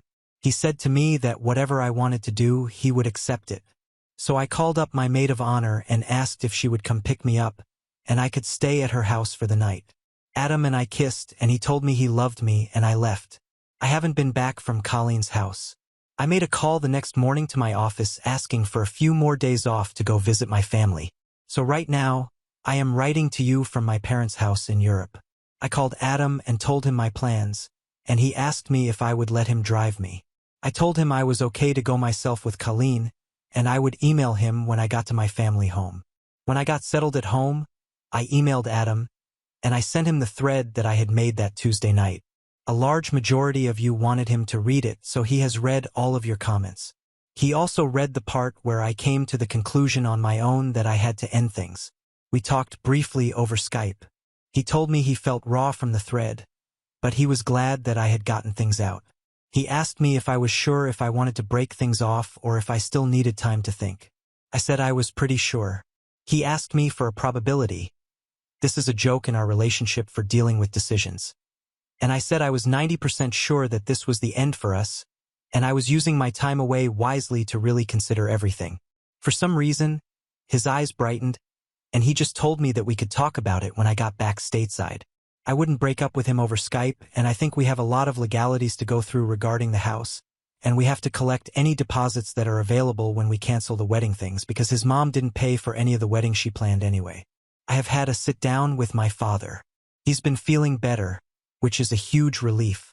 He has offered me 2/3 of the cost of the house, so I could either buy it from Adam and pay off most of the mortgage, or just walk away and buy myself something else. I didn't expect this, but he said it would give me options should I decide what he thinks I have decided. He says he just wants me to have freedom and that he wouldn't want to see my heart and my bank account broken at the same time. So that's that. Like I said, nothing really happened between Adam and I. I do have more power, though, thanks to my parents, and I have been enjoying my time with my family. My mom and I have been shopping a lot, and my brother, my dad's doctor, and his family have been coming over for dinner quite a bit. My sister is expected to return from China tomorrow, and I am very excited to see her. I wish you all a happy holidays and a hopeful new year. Hopefully my next update will have a conclusion one way or another. Update 2. the shocking arrival. Hi! I first would like to apologize for how long this update took.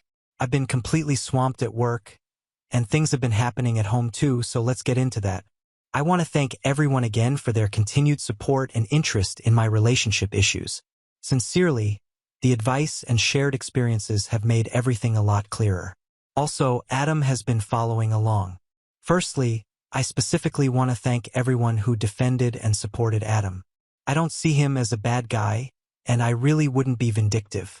So passive-aggressive comments while leaving or making rude comments to him or anything really mean-hearted, I couldn't do to him. He has supported me emotionally through getting my MBA. He helped me study for my IELTS. He read over my essays to apply to law schools. He did mock interviews with me. He sat through boring orientations with me. He stayed up all night with me when I was sick with nerves before taking the bar. He was my cheerleader when I ran my first triathlon, and he is my champion when I see a house centipede. He is my dream man, and I would never give up my relationship with him if I didn't feel like I was fighting a losing battle. Now, are you guys in for a real shocker? Someone made a comment in the update that he would be outside my parents' house if he really wanted it to work. He took your advice to heart, and he was outside with his bags and a rental on the evening of the 24th. I was taken aback, and I blurted out, "What the hell are you doing here?" He just laughed and said he wanted to talk about everything, and it couldn't wait until I got back. He'd been reading all the comments on the threads, and he felt like they were very eye-opening. He browsed and felt very moved by the similarity some of the posters have with their parents. He said that he spent the last few days thinking about what went down at the restaurant with his mother and how the look in my eyes when I looked at him after I realized what had happened broke his heart. What I didn't know was that he and his mother got into a row after I went to sit at the bar, fighting about me and how he doesn't feel free. How his sister used to say she had the same problems, but since she moved far away it has died down a lot. A lot of people ask me why I put up with this for so long. I tried to remember when this really started happening, when it stopped appearing like regular mother-in-law, don't want to lose my son comments and began to feel like isolation and vehement. We used to have an okay relationship when we first met. Sometimes we'd go shopping together and once we got our nails done. It was around when Adam and I purchased the house together that's when it really started to get bad. The windows incident was the first really big issue. I remember when she realized we were serious about each other. So back to when we were at my parents' house, we had a serious heart-to-heart. I bared everything to him and he did the same. So there was no extreme confession of incest or physical abuse. It was just that he thinks he was raised by a narcissist who saw her control of her son, her pride and joy, slipping away. We came to a decision. Here is what we decided. On December 27th, he went back to the US after New Year's Day, a couple of days before me, and moved his stuff out of our place to a friend's. He didn't want me to have to be inconvenienced for changes he had to make. We have put our engagement on hold for the time being. He canceled all the plans his mother made. He has been seeing a therapist since the middle of January pretty consistently, 2 to 3 times a week. I've been to 4 sessions with him. His mother has not. We have sort of begun dating each other again. I've been talking to his sister and the things their mother put her through. Adam is very lucky now about his mother. He has decided to give her one last chance to go to therapy with him, and he has stated that if she does not, he will be going no contact with her. We have a lot to rebuild, but I know we can do it together.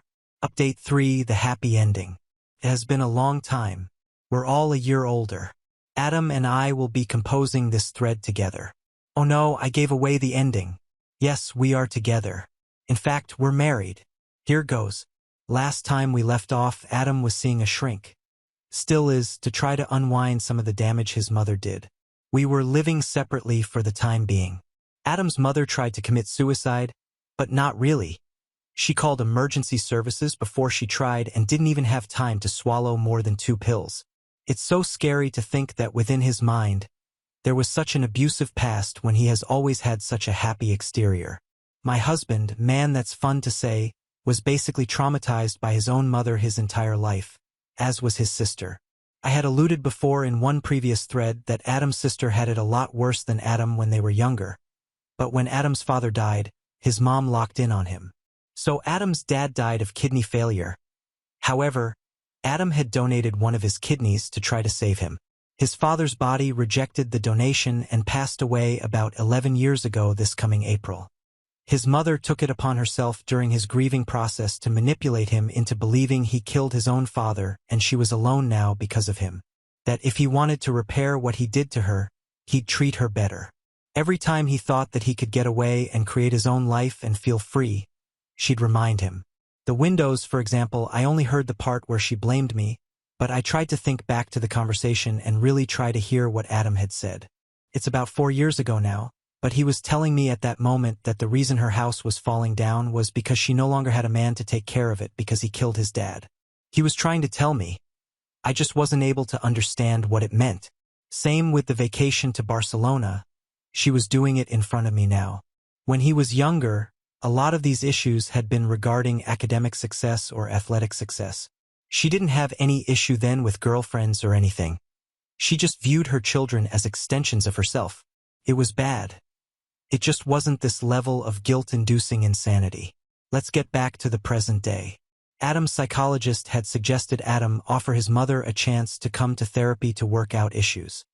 He wasn't able to propose this to her at the time because after her suicide attempt, she whisked herself away on a cruise to get some much-needed R&R. Whatever. Oh my God, you'd think he was asking her to murder puppies with the way she went on. So that's that. No contact. She has tried, but Adam has either ignored all phone calls with unknown numbers. We had our locks changed, and his work has strict instructions not to let her pass the doors. She moved to where Adam's sister lives in July, but I know that his sister, we are close, has been no contact with her since she met her husband. We wrote off the $25,000. We either get it back in probate court in inheritance or not at all. I'm not really choked up about it, not enough to do any extra work to get it back right now, especially since Adam is worried she'll use it as leverage to buy back in. We ended up getting married in September. Flew out to be with my parents this week to renew our vows in their house, and we're going to have our honeymoon in Fiji come January. My dad isn't doing so well, but he always seems to fluctuate like that. However, my brother isn't optimistic this time. Frown. Anyway, we were wondering, since you have all been so supportive, if you would do us one small favor. Adam and I are going to have a grieving ceremony for his father so he can process it correctly without manipulation. For any of you who have lost parents, what helped you get through it? Thank you for everything. We wished we could have invited each and every one of you to our wedding, but that would be creepy. Now on to the next story. Story 6. Roommate got an emotional support cat but refused to clean its mess. So I documented everything and moved out. A year later, she showed up with her cat, and we ended up in a fight. Hey Reddit, I'm in a messy situation, literally, and I need some outside perspective. I'm a 24-year-old woman, and I live with my roommate Claire, who's 23. For the most part, we've been good. We clicked when we first met, had similar ideas about keeping a place tidy, and we split the chores right down the middle 50-50ths. It was all smooth sailing. Then, a few months ago, Claire got an emotional support animal, a cat. I'm going to name the cat Misty. Now, I'm not a cat hater. I don't have any allergies, and honestly, I thought it might even be kind of nice to have a furry little creature around. I was totally fine with it at first, maybe even a little excited at the idea of having a pet around without the full responsibility. I had pictured us chilling on the sofa, the cat purring between us, but reality set in pretty quickly. The problem isn't the cat itself. It's the aftermath. Misty sheds like there is no tomorrow. I'm talking clumps of white fur everywhere. It's on the couch, on the chairs, clinging to the curtains, even somehow magically floating in the air. It's like living in a perpetual fur storm. And it's not just the hair. Misty has this habit of knocking things over. Little things at first, like pens off the coffee table, a stack of magazines, but then it escalated. One time, Misty launched itself off a bookshelf, taking a whole row of Claire's decorative ceramic figurines with it. They shattered on the floor, little pieces everywhere. I spent a good hour helping her pick up the shards, feeling a little knot of resentment starting to form. And the scratching. Misty seems to think the legs of our dining table, thankfully Claire's, not mine, are its personal scratching post. They're covered in these deep gouges. The real issue, though, is that Claire doesn't really clean any of this up, or not adequately, anyway. She'll maybe run a hand over the couch to brush off some fur, but it's back within an hour. She'll pick up the bigger things Misty knocks over, but she leaves the smaller messes. And the scratching? She just shrugged and said, "That's what cats do." She keeps saying that Misty is an emotional support animal and that having her helps with her anxiety. She says that the shedding and the occasional chaos are just part of having an ESA and that it's a small price to pay for the comfort Misty provides. Meanwhile, my own anxiety is going through the roof. I like things clean. I need things to be organized. The constant mess is genuinely making me stressed. It feels like I'm living in someone else's disorganized world. It's not just a visual thing, either. It's the feeling of constantly having to be careful, of knowing that at any moment another thing might get knocked over. Another cloud of fur might settle on the clean laundry I just folded. So I finally brought it up. I tried to be as nice as possible. I said something like, "Hey Claire, I'm noticing a lot of cat hair around lately, and it's been a bit overwhelming. Could you maybe try to vacuum a little more often?" She immediately got defensive. She said I was being insensitive to her needs, that Misty was helping her through a tough time, and that I should be more understanding. She told me that cleaning actually stresses her out and that the whole point of having Misty was to reduce her stress, not add to it. Then she said something that really got to me. She implied that I should be helping to clean up the cat messes since I supposedly benefit from Misty's presence. I don't. I'm neutral about the cat at best. I certainly don't feel like I'm getting any emotional support from it. I'm just getting a lot of extra cleaning. I ended up cleaning the whole house. It took for whole hours. I was so tired I had back pain. I'm sticking to our original agreement. I do my half of the chores, cleaning the kitchen, the bathroom, taking out the trash, all that stuff. I even vacuum my own room and the common areas occasionally, just to keep things from getting totally out of control. But I refuse to spend hours every week dealing with the excessive amount of cat hair and the other messes that Misty creates. So, Reddit, am I the a-hole here? Am I being a heartless roommate by refusing to take on extra cleaning because of Claire's ESA? Update 1, a few days later. Okay, so I wanted to give a quick update based on some of the comments and questions I got on my first post. First off, thanks for the feedback, everyone. It seems like most people are saying I'm NTA, which is validating. But there were a few ESH and info votes, so I want to address those. One of the main info questions was about whether Claire has an official ESA letter. Yes, she does. She showed it to me when she first got Misty. But honestly, it doesn't really matter because our apartment complex allows pets anyway. There's a pet fee which Claire is paying, so the ESA letter just means she doesn't have to pay extra for having a cat specifically. It doesn't give her any special rights to, let the place turn into a fur-covered disaster zone.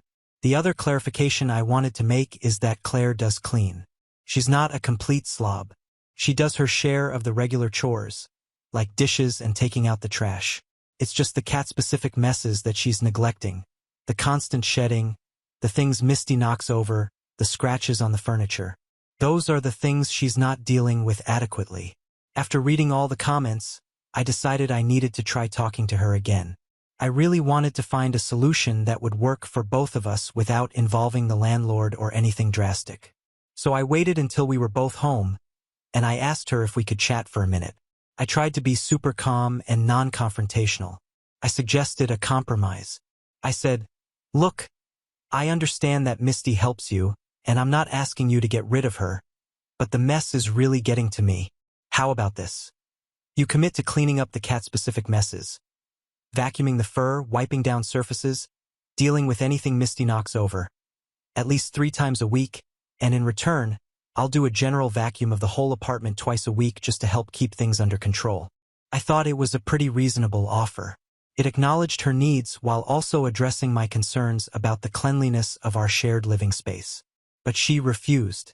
She said it was too much pressure to have a specific cleaning schedule for the cat messes. She said it would make her feel like she was constantly being monitored and judged. She claimed that having to clean up after Misty on a set schedule would actually increase her anxiety, which again, defeats the whole purpose of having an ESA. Then, a few days ago, I found cat hair in my food. I had a sealed container of leftovers in the fridge, and when I opened it up, there was a single white cat hair right on top. I know it's not the end of the world, but it was just the final straw. It felt like a violation, like the cat hair was invading even my personal food space. It made me feel nauseous, and I had to throw away the food. It's getting harder and harder to stay calm and rational about this. I'm starting to feel genuinely resentful, and I'm constantly on edge, wondering what mess I'm going to find next. I'm seriously considering trying to involve the landlord, but I'm worried about escalating the situation. I don't want to make things even more awkward or hostile between us, but I also don't know how much longer I can live like this. Our lease is up in 6 months, and I'm starting to count down the days. Update 2 1 week later. Alright, things have not improved. I haven't gone full nuclear yet, but I did take a small step towards involving the landlord. I didn't directly complain about Claire or Misty, but I did submit a general maintenance request for something unrelated, a leaky faucet. And in the additional comment section, I mentioned that there was excessive pet hair throughout the common areas of the apartment. The landlord responded to the maintenance request pretty quickly, and they sent a general email to all tenants in the building reminding them about the pet cleanliness policies. It was a pretty generic email, nothing specific to Claire, but I was hoping it might at least make her think twice about letting the fur pile up. Didn't. There's been absolutely no change in her behavior.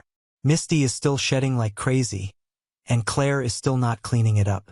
I even saw Misty jump onto the kitchen counter right next to where we prepare food, and Claire didn't even blink. So, I decided to try one last thing before resorting to more drastic measures. I scheduled a formal roommate meeting. I know it sounds super official, but I felt like I needed to make it clear that this was a serious issue. I even prepared a written short chart specifically outlining the responsibilities related to Misty. It included things like vacuum living room rug minimum 3x/week, wipe down surfaces to remove cat hair daily, clean up any items knocked over by Misty immediately, and address scratching damage to furniture ongoing. I presented it to Claire during our meeting, trying to be as calm and reasonable as possible. I explained that I wasn't trying to be controlling, but that I needed a clear agreement on how we were going to handle the cat-related messes. I even offered to take on some extra non-cat-related chores to balance things out. She refused to sign it. She said the chore chart was controlling and passive-aggressive. She accused me of trying to micromanage her life and said that it was making her feel like she was living in a prison, not a home. Then she started crying. She said I was attacking her mental health and that I was being completely insensitive to her struggles with anxiety. She told me that I had no idea how much Misty helped her and that I was making her feel like a terrible person for needing an emotional support animal. The whole thing was a disaster. I felt bad that she was crying, but I also felt like she was manipulating the situation to avoid taking responsibility. I'm not backing down, though. I'm sticking to the original chore division, plus doing the occasional extra vacuuming that I volunteered for. But I'm not going above and beyond to clean up after Misty. I'm also starting to document everything. I'm taking photos of the messes and noting the date and time. I'm not sure if I'll ever need this evidence, but it makes me feel a little bit more in control of the situation. And most importantly, I'm actively looking for a new apartment. I've started browse listings online and contacting landlords. I'm determined to find a place that is clean, cat-free, and drama-free when my lease is up. Update 3, 1 month later. Things have definitely escalated. It's like living in a passive-aggressive war zone. Claire has started leaving notes around the apartment criticizing my chores. Little things like, "Did you forget to wipe down the counter after you made breakfast?" Or, "The trash can is overflowing again." The thing is, I am doing my chores. I'm meticulously following the original agreement, and I'm even doing the extra vacuuming I volunteered for. Her notes are completely unfounded. It's like she's trying to deflect attention away from the cat mess by making it seem like I'm the one slacking off. It's gotten to the point where we barely speak to each other. When we do interact, it's incredibly strained. She's become withdrawn and hostile, and I'm constantly on edge, waiting for the next passive-aggressive note or snide comment. One day, I was cleaning up the cat hair, and then she came and said sarcastically, "Oh, I see you are finally cleaning." I was furious, so I just left. I went to a nearby cafe and calmed myself down. But the worst part, the thing that's really pushing me over the edge, is the smell. The apartment is starting to smell faintly of cat. It's not overwhelming yet, but it's definitely there. A subtle, unpleasant odor that hangs in the air. I haven't mentioned anything to Claire because I don't even want to talk to her. I'm pretty sure Claire isn't cleaning the litter box often enough. I haven't actually seen her do it in weeks. I don't want to go snooping around in her room, but the smell is becoming increasingly noticeable, and it's making the whole apartment feel unclean, even in the areas that I do keep tidy. I tried using air fresheners, but they just mask the smell temporarily. I had a friend over the other day, and even they commented on the smell. They didn't say anything directly about cat urine, but they made a face when they walked in and said, "Is something off?" It was mortifying. I made some excuse about a cooking experiment gone wrong, but I was so embarrassed. I've stopped inviting people over altogether. I've officially reached my breaking point. I can't wait until the lease is up. 6 months feels like an eternity. I've started researching options for breaking the lease. I've been reading up on tenant rights, looking for legal loopholes, and even considering talking to a lawyer. I know it's going to be a hassle and it might cost me some money, but I'm at the point where I'm willing to do whatever it takes to get out of the situation. My own well-being, my mental health has to be my priority. I can't keep living in a messy, smelly apartment with a roommate who refuses to take responsibility for her pet. Update 4, 3 months later, final update. Okay, Reddit, this is it. The final update. I'm officially out. It's been a long, stressful thing, but I finally managed to escape the furry, smelly, passive-aggressive nightmare that was my living situation. First, the lease breakage. After a lot of research and back and forth, I managed to negotiate a lease break with the landlord. It wasn't easy. I had to pay a fee, basically 2 months' rent, which stung, but honestly, it was worth it for my peace of mind. I presented the landlord with all the documentation I had collected. The photos of the messes, the dates and times, copies of the passive-aggressive notes Claire had left, everything. I also explained the situation calmly and rationally, emphasizing that I had tried to resolve the issue with Claire directly multiple times, but that she had been unwilling to cooperate. The landlord was surprisingly understanding. I think the photos of the cat urine stains on the carpet, which I discovered after moving some furniture, were probably the deciding factor. Claire, of course, was furious. She accused me of going behind her back and sabotaging her. She claimed that I was exaggerating the situation and that the landlord was being unfair. But the landlord had seen the evidence, and while they didn't explicitly take my side, they agreed to let me break the lease without any further penalties. The actual moving out process was, to say the least, Claire avoided me as much as possible. I just focused on packing my things as quickly and efficiently as possible. I hired movers to help with the bigger items, just to minimize the amount of time I had to spend in the apartment. My new apartment is everything I dreamed of. It's clean, it's quiet, it's cat-free. The first night I spent there, I just sat on the floor, surrounded by boxes, and breathed a sigh of relief. Claire predictably sent me a long, angry text message after I left. She accused me of being a terrible friend, a horrible roommate, and basically the worst person in the world. She said I was selfish, inconsiderate, and that I had ruined her life by moving out. She even claimed that I had traumatized Misty by abandoning her. I read the message and then I blocked her number. I didn't need that negativity in my life anymore. I'm done.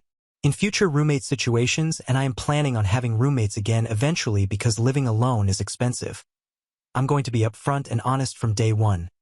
Clear expectations, clear communication, and a willingness to address problems before they become insurmountable. I've even been thinking about creating a roommate agreement template, something that covers all the basics: chores, guests, noise levels, shared expenses, and yes, even pet responsibilities.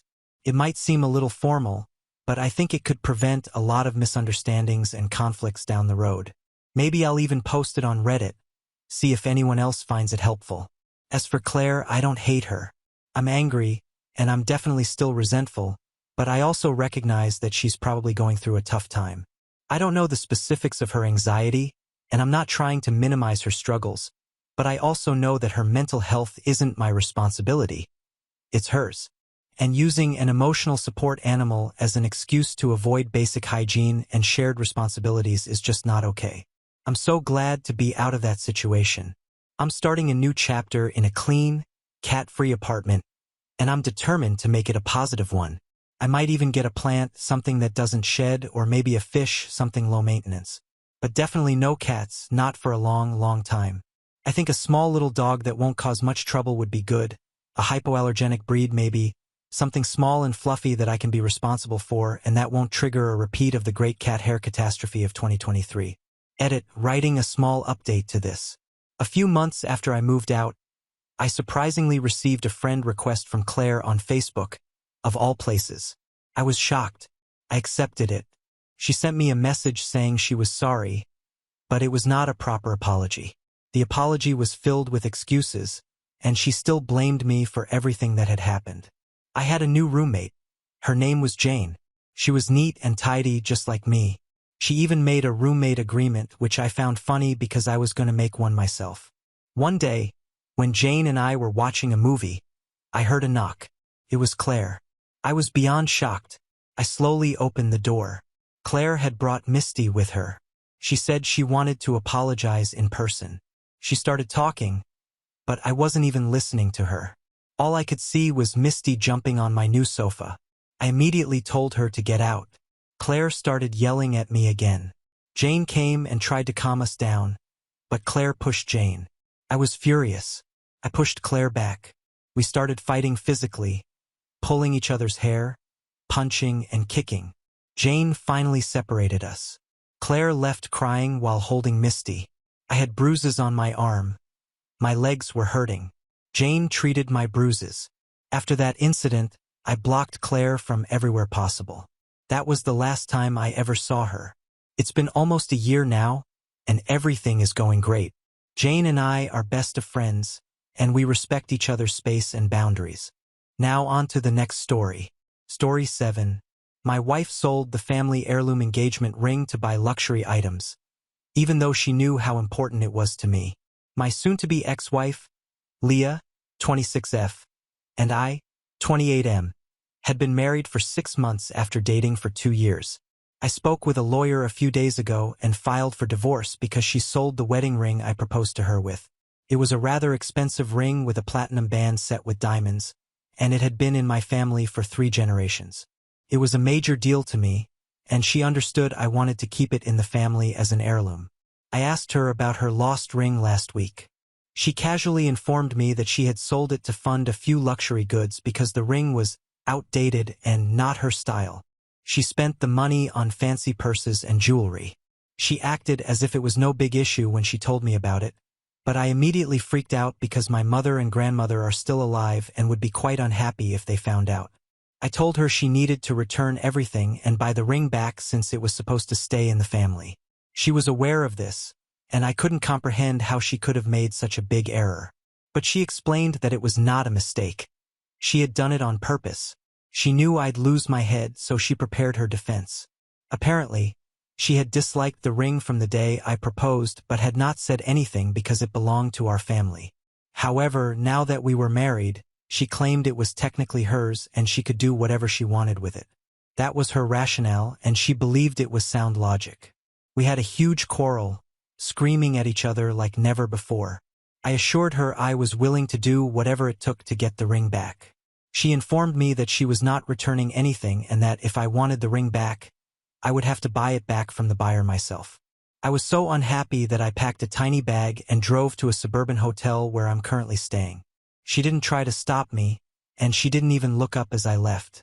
Since then, she has not attempted to contact me. I waited 2 days for her to get back to me.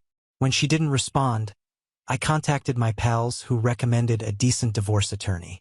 On the 3rd day after consulting with the lawyer, I blocked her everywhere. Yesterday, I signed the divorce papers and returned home. Throughout the day, I skipped work so I could go home when she wasn't around.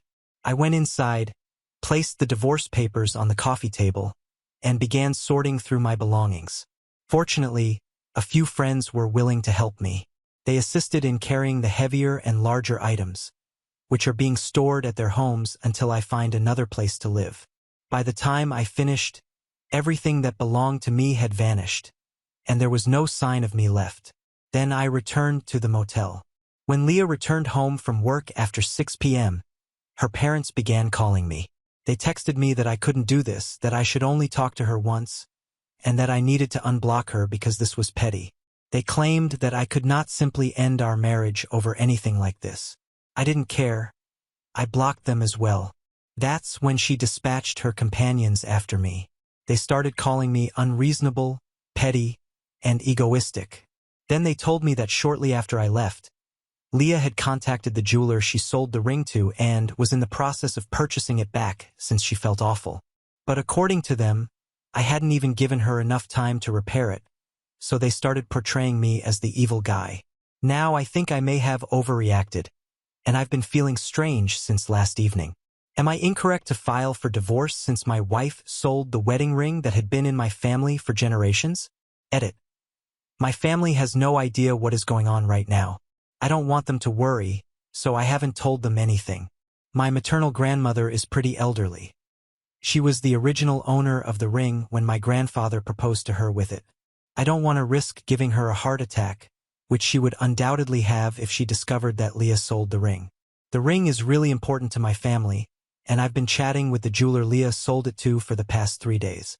She had given me his contact information while we were fighting, telling me that if I really wanted the ring back, I could go buy it myself. However, I have yet to be able to get it back because the jeweler is asking for considerably more than he paid Leah for it. I'm currently negotiating with him. I also asked if Leah was trying to repurchase the ring, and he verified that she was. He told me he'd sell it to whoever had the money first.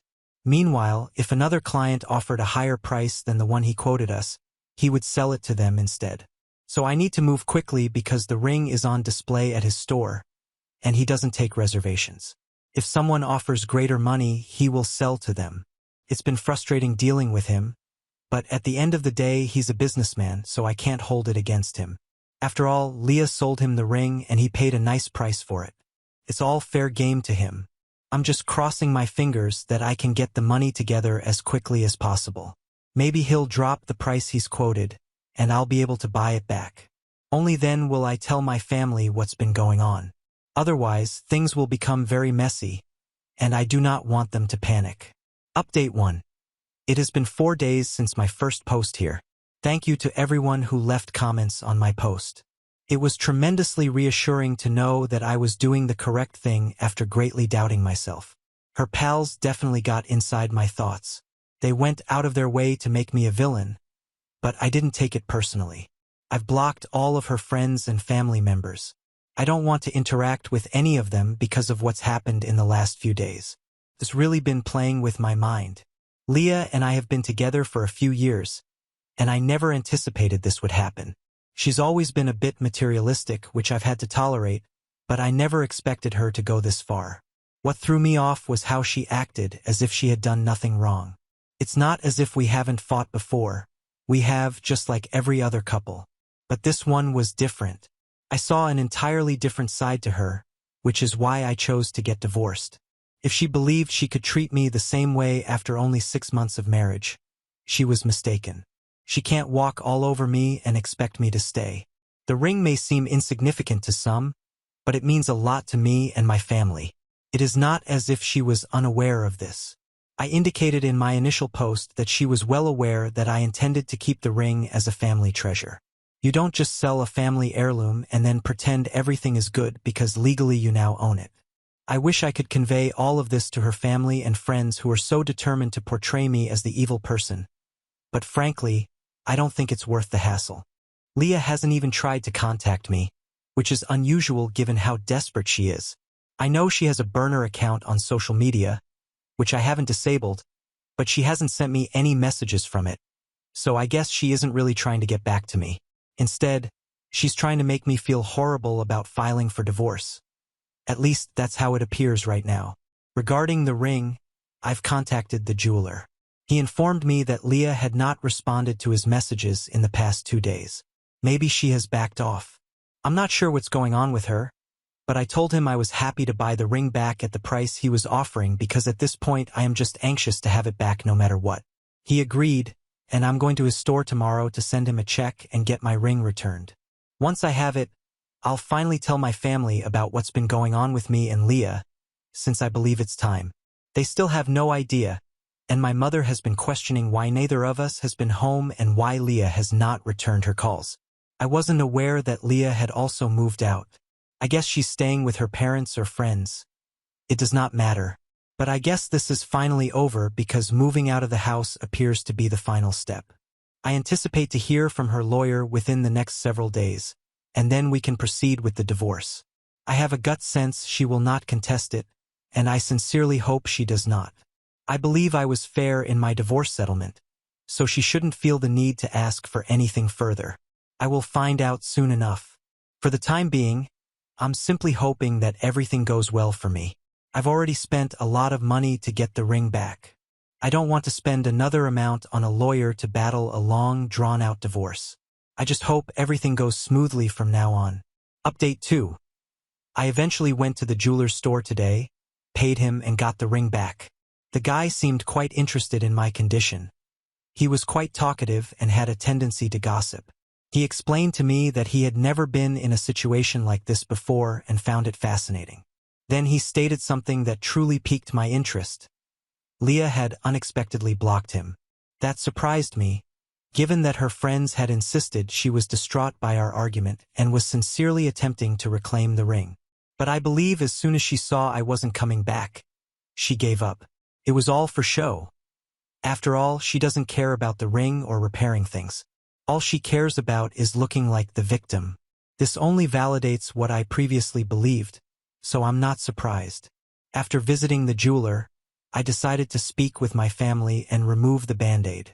I was sick of keeping things from them, and now that I had the ring, they wouldn't have to worry about that. I drove to my mother's house, sat my parents down, called my grandmother on FaceTime, and recounted the entire issue to them. Everyone was surprised that Leah had done anything like this. She always came across as a nice person, and no one anticipated her to pull off something like this. My grandmother was relieved that I was able to reclaim the ring, but she also remarked something that resonated with me. It wasn't right that I had to purchase my own ring back. She suggested that during the divorce I make Leah pay for it. I told her I will think about it, but I know it won't happen.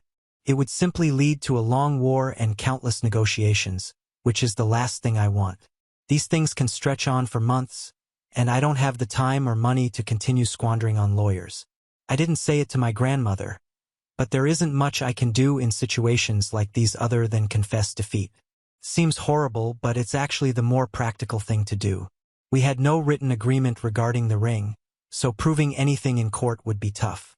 Social conventions and family customs are not legally binding. Unless I had the best lawyers in town, pursuing her legally would be worthless. My parents understood this. Therefore, they did not pursue the matter further. After we ended the FaceTime session with my grandmother, my parents expressed their disappointment with how things turned out with Leah. They had developed a strong liking for her. They have never had an issue with her before. She had always been an excellent daughter-in-law, and when we married, my parents were the happiest they had been. Leah blended right in with our family, like the missing piece of a puzzle, and now, less than a year into our marriage, we were getting divorced. I ended up weeping while they were speaking to me. They had to console me since up until now I had not allowed myself to cry or properly express my emotions. But today I couldn't keep back. Hearing my parents talk about Leah and how unhappy they were about the situation only made me feel worse about all I was going through. And they were correct. We were already divorcing after only a year of marriage. I never envisioned something like this happening just a few months, let alone a few weeks ago. But now it is occurring, and there is little I can do about it. The toughest part is that I know Leah believes she did nothing wrong. That's why she sent her family and friends after me to guilt-trip me into returning. The whole event with the jeweler was purely for show. She wanted to appear upset, but the truth is that she probably wasn't. She doesn't comprehend how important this was to me. She believes I'm overreacting, and that's the worst part. But after speaking with my parents today, I felt lighter. Felt like a great weight had been lifted off my chest. They told me they were proud of me for sticking up for myself and my family, for refusing to let anyone walk all over me, even if I love that person. That's all the reassurance I need. At the very least, my parents believe I am doing the right thing and am not overreacting. Whatever hurts me, harms me. I can't change that, and if Leah doesn't care that she harmed me, maybe we should end this marriage while we still can. Now I'm just waiting for her response to my divorce filing. I sincerely hope she does not contest anything because it is the last thing I need right now. She's already brought me enough difficulty. I don't want any more. Update 3. It's been a few days since my last update, and I've been busy. I had missed a few days of work, so I had to make up for lost time, including working overtime. Given my existing circumstances, I couldn't afford to upset my bosses. Instead of relaxing, I spent my free time hunting for an apartment close to my employment. Staying at a hotel was no longer practical. Thankfully, I was able to find a place with a fair rent, and I'll be moving in next week. Naturally, dealing with the practical issues of my life kept me extremely busy, so I didn't have much time to reflect about Leah and everything that had gone wrong. In some ways, it served as a good distraction. But then she called me last evening. It was from an unfamiliar number, so I picked it up intuitively, and when I heard her voice on the other end, I stopped. I wasn't sure whether to stay on the line or hang up, so I just remained silent. She did not apologize. She did not even admit what she had done. Instead, she stated that she wanted to speak with me one final time, despite the fact that she admitted she had no authority to do so. She stated she wanted to meet with me in person to give over the signed divorce papers and have one final talk to clear things up. Even when I didn't react, she simply said she'd be waiting at home in the afternoon. Then she hung up.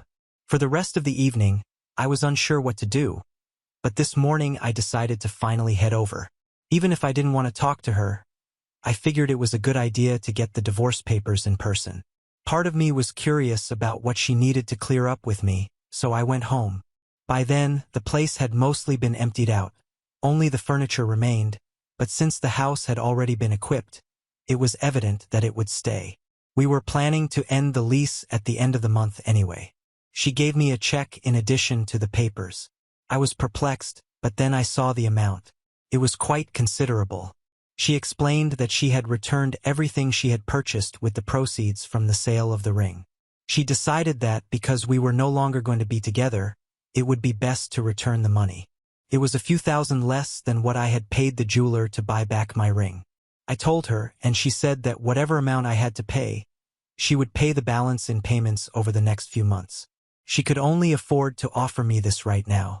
I was fine with that because honestly, I received some of it back, whereas I had anticipated losing whatever I had spent on the ring. It was a little odd, but I thanked her. She finally apologized. She was already in tears, telling me that she had never planned for things to go so wrong, but it was plainly too late to remedy anything, so perhaps it was best if we just let each other go. I didn't know what to reply, so I remained there awkwardly silent as she continued chatting. She informed me she'd been feeling terrible about everything for the past few weeks, ever since I left home. Even though her family and friends supported her, she couldn't believe she had done the right thing or that I had overreacted. Somewhere deep down, she knew I was correct and that she had made a tremendous mistake. She told me that she had wanted to contact me several times before, but since I had already blocked her, she was scared that if she did, I would reject her, which she couldn't bear, so she just stayed away. She also stated that she knew I deserved better, thus she felt it was right for us to divorce. Despite the fact that she was crying, she managed to finish her speech. Then she left without waiting for an answer from me. I was in shock, so I stood in the living room for a few minutes after she departed. Then I sat on the couch, attempting to make sense of everything. I started crying about a half hour after hearing her car pull away. Then I finally left and returned to the motel. I am going to the bank tomorrow to cash the check. I've already spoken with my lawyer about the papers, and since there's nothing else to discuss, we'll just have to wait for the waiting time to end. Then we will be officially divorced. I expected this to feel much better than it does now, but I suppose with time I'll move on. For the time being, however, it hurts and I'm going to let it hurt because there isn't much else I can do. Update 4.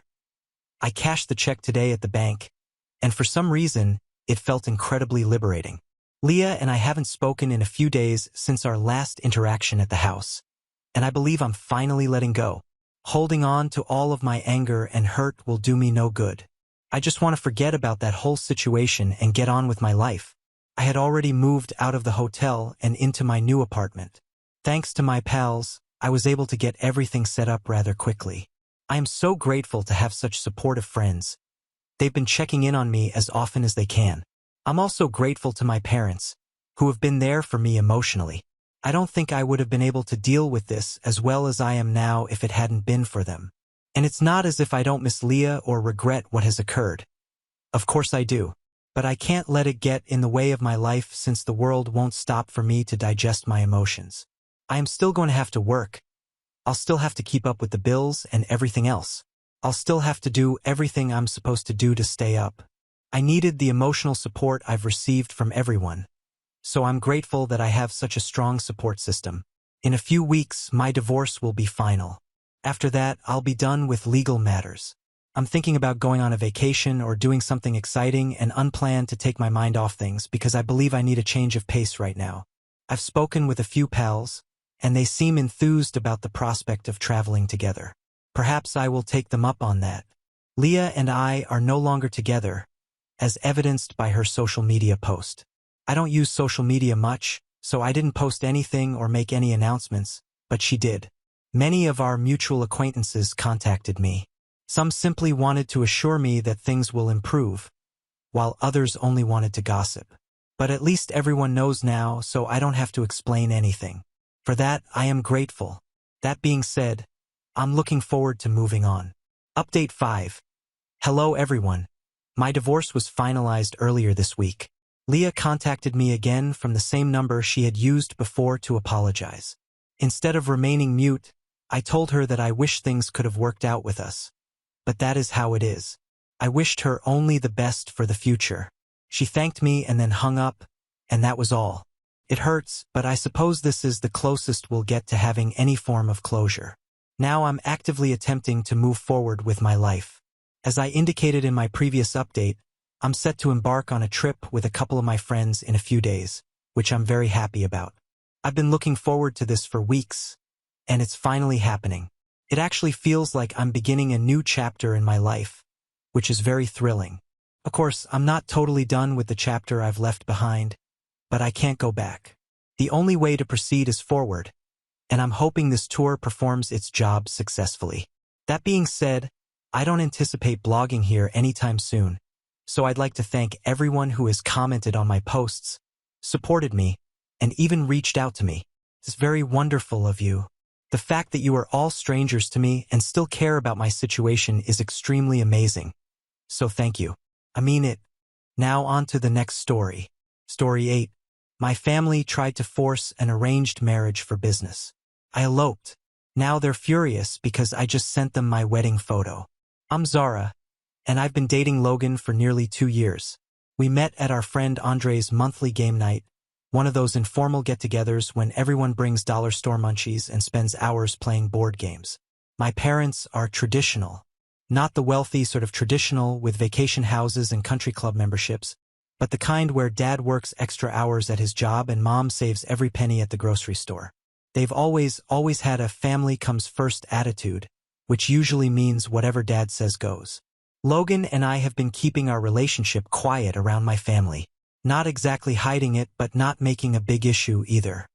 He attends occasional family gatherings, delivers flowers to my mother, which she angrily places in the kitchen rather than the living room, and does his best to talk sports with my father, who usually simply grunts in response. Yesterday, I attended our customary Sunday supper. Everything appeared normal.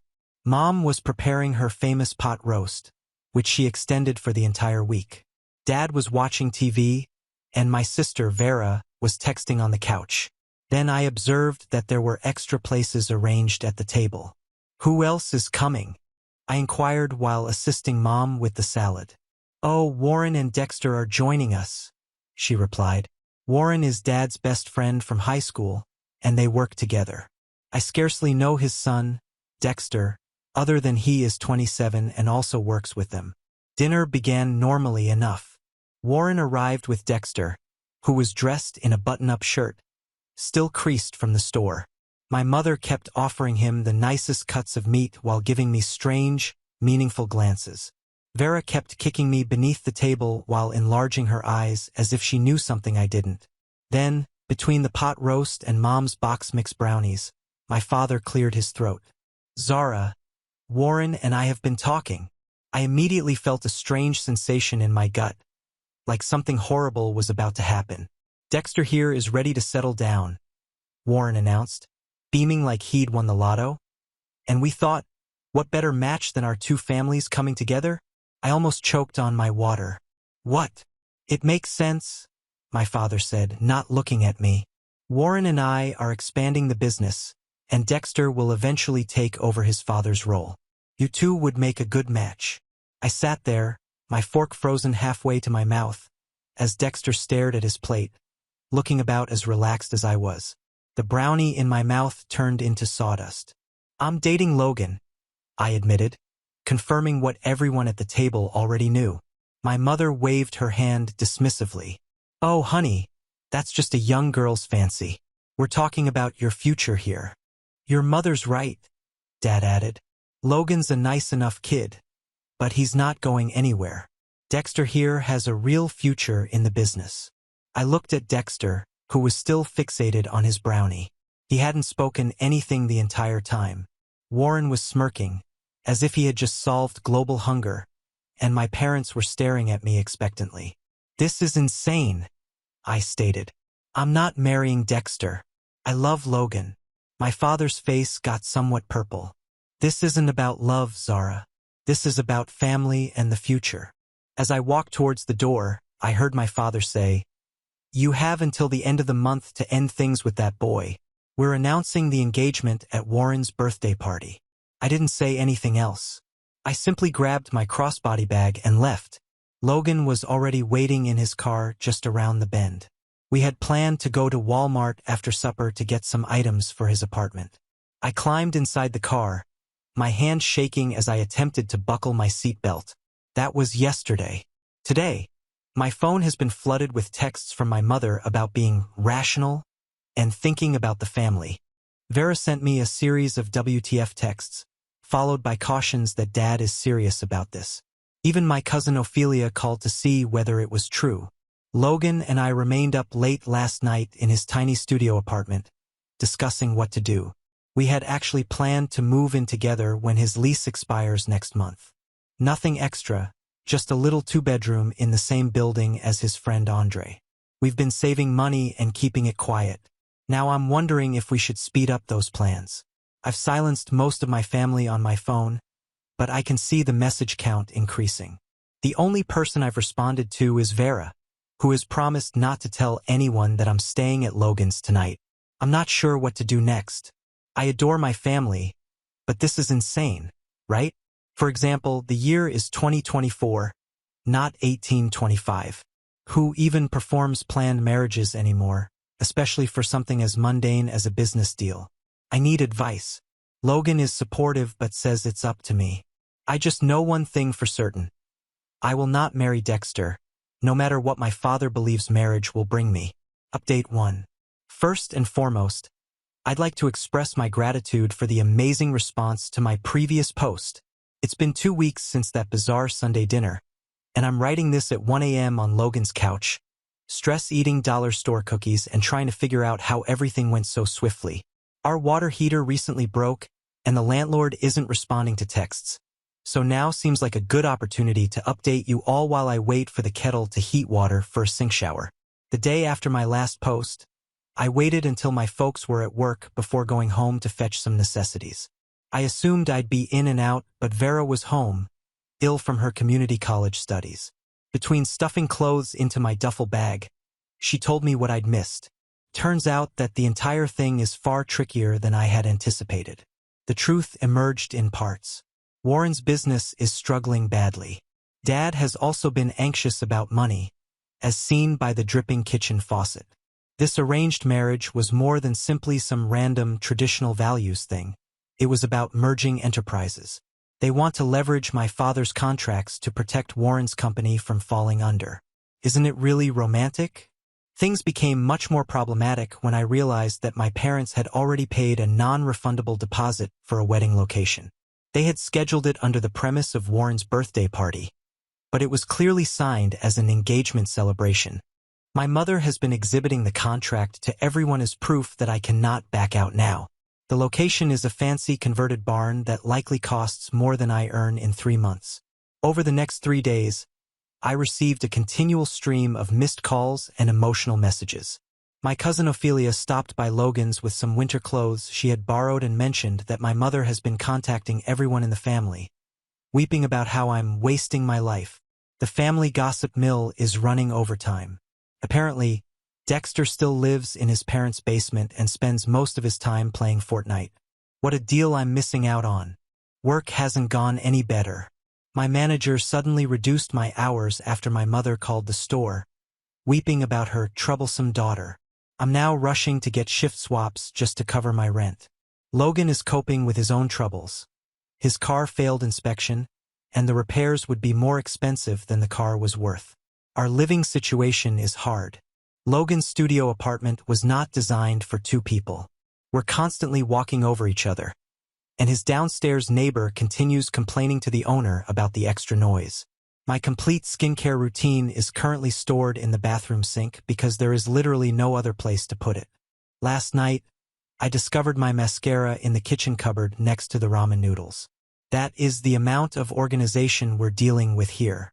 The financial hardship is becoming real. Between my limited hours at work and unanticipated charges, who thought moving would necessitate so many random purchases? We are both feeling the squeeze. I started selling clothes on Poshmark to save money. Logan has been picking up odd gigs on TaskRabbit, but they barely cover the necessities. We've become specialists in extending groceries. Rice and beans have become close companions. The problem reached a new low when I ran into my folks at Walmart while discount shopping. What followed was a scene straight out of a lousy drama. Tears in the cereal aisle, allegations about family devotion, and vague threats about Warren selling to a major corporation. We just got our essentials in and went. But Mom noticed the generic brand products in our cart and began crying even more about how I deserve better than this life. Today's new torment was learning that my parents have reportedly been saving for my wedding since I was born. Mom shared images of the wedding fund passbook, a not-so-subtle reminder of what I'm tossing away. The guilt trip included childhood images and a screenshot of current wedding venue prices. To make matters worse, our proposed flat fell through. The landlord decided to rent to his nephew instead, so we are back at square one. Logan's lease expires in 2 weeks, and finding an affordable place is proving more difficult than anticipated.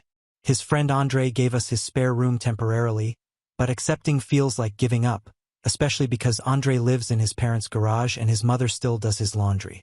Logan has been extremely supportive, but I can tell he is also feeling the strain. Yesterday, I discovered him staring at ramen containers with a discouraged expression that wounded my heart slightly. The judgment of extended family members is the most problematic. My phone is constantly ringing with texts from relatives I rarely see, all experts on why I'm making a horrible mistake. Vera keeps me up to date on things at home. Dad appears to be considering removing me from his will, which would be more concerning if there was anything to inherit. When I find myself doubting, I glance at Logan, perhaps playing Wordle on his phone or humming while washing dishes, and no, I can't give in. We are not a business merger, we are people. This is our lives, even if we're currently sharing a single bath towel because we neglected to grab mine during the Great Escape. We're taking it day by day, looking for apartments during lunch breaks, blocking new numbers as they appear, and figuring out our next move. We still have each other, even if our current date nights consist of comparing property ads over microwave ramen. Update 2. Hello, Reddit. Some of you may remember me from my earlier post about my parents attempting to arrange my marriage to my father's best friend's son, Dexter. A lot has happened in the last week, and I'm writing this from a motel room that costs $45 a night, eating leftover pizza and still wearing the $30 Amazon outfit. It wasn't the wedding I envisioned as a child, but honestly, it was perfect in its own unusual manner. The idea to elope occurred after I discovered that my parents had already begun sending out pre-engagement party invitations to the luxury farm site they had reserved. My sister Vera sent me a photograph of the invitation. They had already decided on my future wedding name, and everything. That was the last straw. Logan and I had already discussed marriage, especially since we had been living together for a few weeks.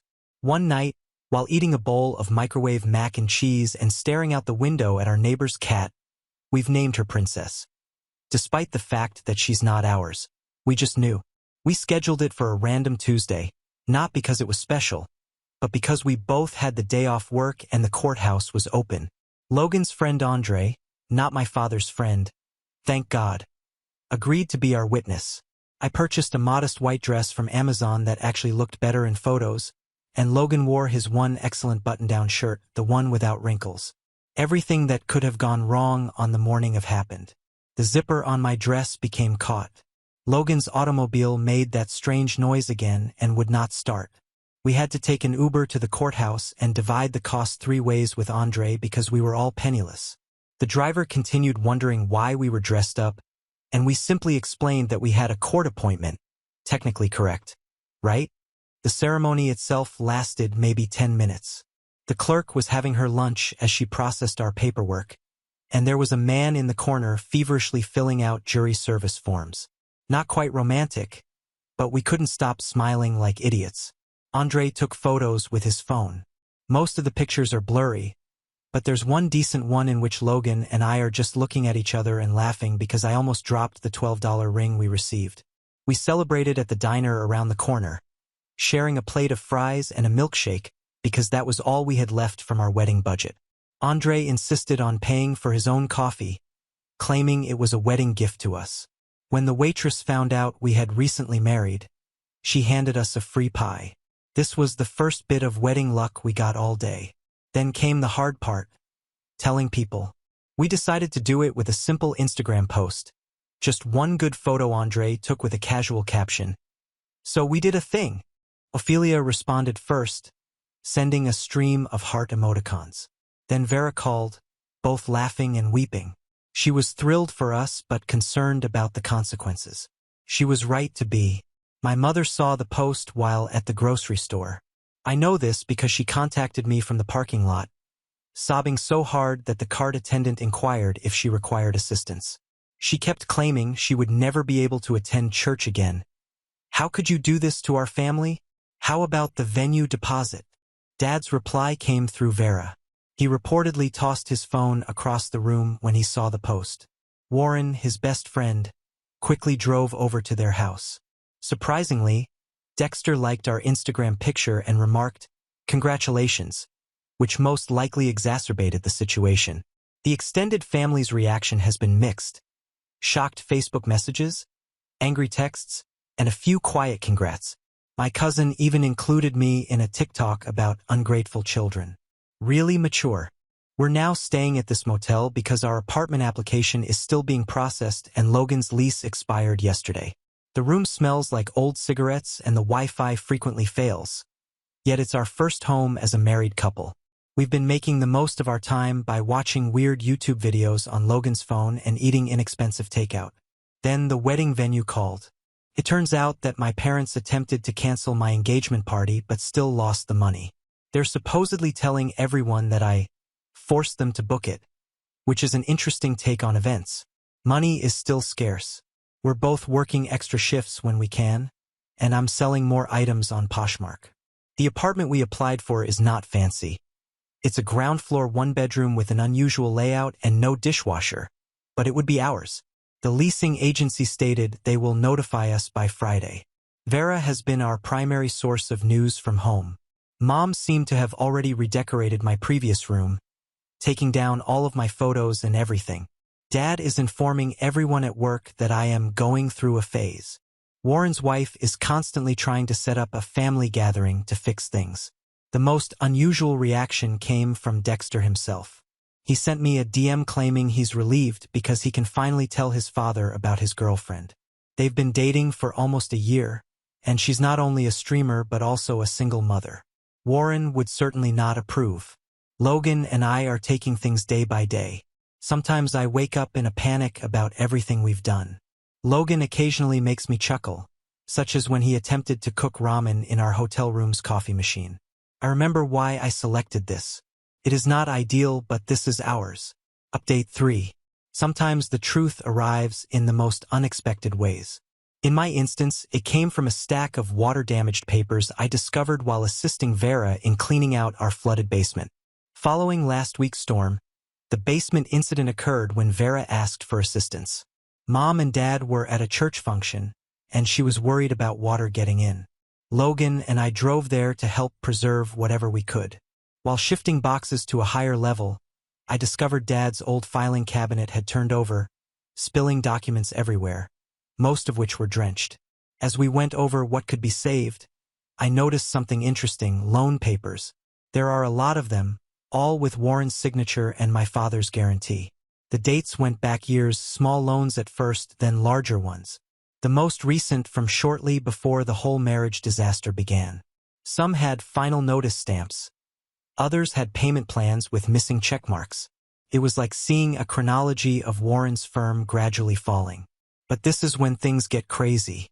Mixed up with the loan papers were printed correspondence between Dad and a large development company.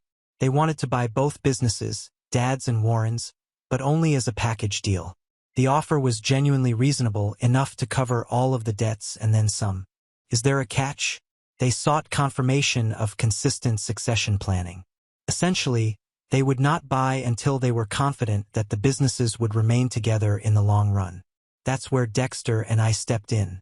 We were the ideal solution for demonstrating that the businesses would continue to be controlled by families for many years. While we were still digesting this, Vera discovered other papers. Warren had been disguising how horrible things were from everyone, including his own wife. He had mortgaged their home twice without informing her. My father had co-signed everything, probably hoping Warren would turn things around soon. Then came the real kicker: a draft contract dated shortly before the whole marriage proposal saga. Warren had already begun selling off equipment to make payments. Dad was about to lose all he had worked for over 20 years because he trusted his best friend. I photographed everything before the water destroyed it totally and forwarded them to Dexter. He deserved to know. How did he respond? Well, that explains the rush. Apparently, his father had been pressuring him to settle down for months, even attempting to break up with his girlfriend. The next day, Ophelia came over to our flat with housewarming ramen, because that's what we do now. She had more tea. Warren's wife learned about the second mortgage and moved in with her sister. Dexter finally told everyone about his girlfriend and her child, then moved in with them. Warren? He's staying with his brother, presumably to give his wife some space. However, she most likely changed the locks. Dad still won't speak to me directly, but he started asking Vera strange questions about my new home. If I eat enough, that type of thing. Mom went from angry Facebook rants to sharing missing my daughter memes, which I suppose is an improvement. Yesterday, Warren texted me only 2 words: "I'm sorry. I have not yet responded, not sure if I will." Logan has been incredible during all of this. He doesn't say much about it, just embraces me when I need it and cracks bad jokes when I get too serious. Last night, he attempted to lighten the situation by suggesting that we start our own business. "But something simple," he replied. "Maybe selling those little hats for cats online? We are doing okay. The apartment is slowly coming together. We discovered an actual bed frame on Facebook Marketplace yesterday. Our upstairs neighbor's child practices trumpet at 7 a.m. every day, but we're getting accustomed to it. I'm picking up extra shifts at work, and Logan has started doing food delivery on weekends. It isn't flashy, but the bills are being paid." Vera claims Dad has been spending a lot of time in his garage lately, probably trying to decide what to do next. When the deal failed, the development business withdrew its offer. She overheard Mom telling a friend on the phone that they might have to sell their house, which they'd lived in since before I was born. Part of me feels guilty, even though I know it's not my fault. Another part is furious that they attempted to utilize my life to solve their business difficulties. Mostly, I'm simply tired of the whole affair. Update 4. I wasn't planning on posting again, but I just had the most weird Thanksgiving experience, and I thought you'd be interested in hearing how things turned out after the whole arranged marriage drama. First and foremost, Logan and I are still in our small apartment. We now have a solid bed frame, goodbye air mattress, The neighbor's son has progressed from trumpet to drums. Progress. What's the upside? We discovered that our other neighbor works at a furniture outlet, so we got a slightly damaged couch for almost nothing. It has a strange stain that resembles Danny DeVito if you squint, but it's comfortable. The biggest alteration occurred roughly 2 months ago. Mom began sending strange thinking of you texts, generally late at night while she was viewing weeping videos on Facebook. She then asked if we could meet for coffee. I agreed, mainly because I was tired of avoiding her at the grocery store. We met in the cafe where Logan and I celebrated our wedding reception. She cried into her coffee, I nervously stirred and somehow we ended up having a real chat. Turns out that Dad's business survived. Barely. They needed to shrink, sell some equipment, and relocate to a smaller office. Nonetheless, they are getting by. Warren's company wasn't as fortunate. Speaking of Warren, he and his wife have formally separated. Finally, she received the house. Remember those secret mortgages? He's still living with his brother, who has apparently begun charging him rent. Dexter is doing pretty well. He moved in with his fiancée and her child, started broadcasting on Twitch, and now makes a respectable living doing so. His mother informed my mother that he appears happier than he has been in years.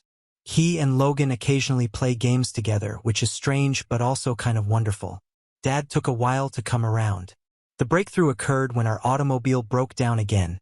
This item is currently held together by hope and duct tape.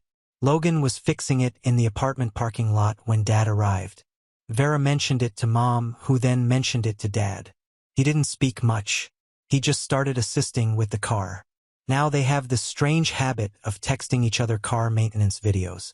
Dad still rarely speaks to me personally, but he will give Logan links to vehicle components for sale. Baby steps, I suppose. Thanksgiving was the real test. Mom had been hinting for weeks that we should visit.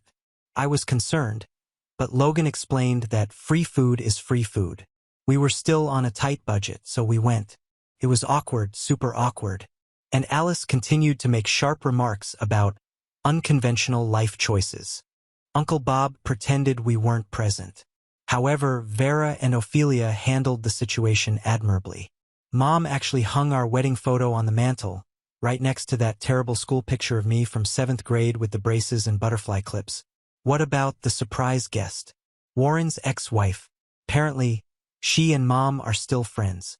She brought this delicious sweet potato casserole and spent the majority of supper telling everyone about her journey of self-discovery and new pastimes. Dad seemed to want to dissolve into his mashed potatoes. What's the true highlight? Cousin Andre, not Logan's pal Andre, keep up, has announced his engagement. Everyone quickly began arranging this massive wedding, discussing venues, flowers, and other details. Mom caught my eye across the table and winked. Progress. Our flat is still small, but we have made it home. The ring finally stained my finger green, but I actually enjoyed it. It fits our aesthetic. Logan's car is still making that noise, but we are saving money for a new one. Slowly, very slowly. Work is work, nothing spectacular, but we are both getting by. Logan began taking online computer science courses. I'm thinking about it too. But for now, I'm just trying to pick up more shifts wherever I can. Vera comes over frequently, typically with food for Mom. I believe she occasionally acts as Mom's spy, reporting back on whether our apartment is clean or if we are eating vegetables. But she also spread rumors about Warren and Dexter. Apparently, Dexter's girlfriend's child now addresses him as Papa. Life is not perfect, but we are getting there. Now on to the next story. Story 9. Am I the a-hole for exposing my brother's affair with my ex at my wedding? Now his pregnant wife wants a divorce. I apologize in advance for making this a lengthy read. Last week, Meg, 25F, the love of my life, and I, 32M, were married. The wedding ceremony was lovely, although, to be honest, there was some unnecessary drama. My brother may have to deal with a divorce as a result of what transpired. The family is berating me day and night, demanding that I make amends, and hell has fallen upon me. But I honestly don't think I'm at fault, which is why I've come here to get advice and insights. My brother, Colin, 34M, and I don't get along well, As children, we were pretty close as two brothers can be anyway. Although we had our share of arguments, our connection as siblings was never tense. We got along well because I knew he had my back and I had his. Our parents always prioritized family and made an effort to teach us the same principles. Regretfully, I was the only one who exhibited those principles.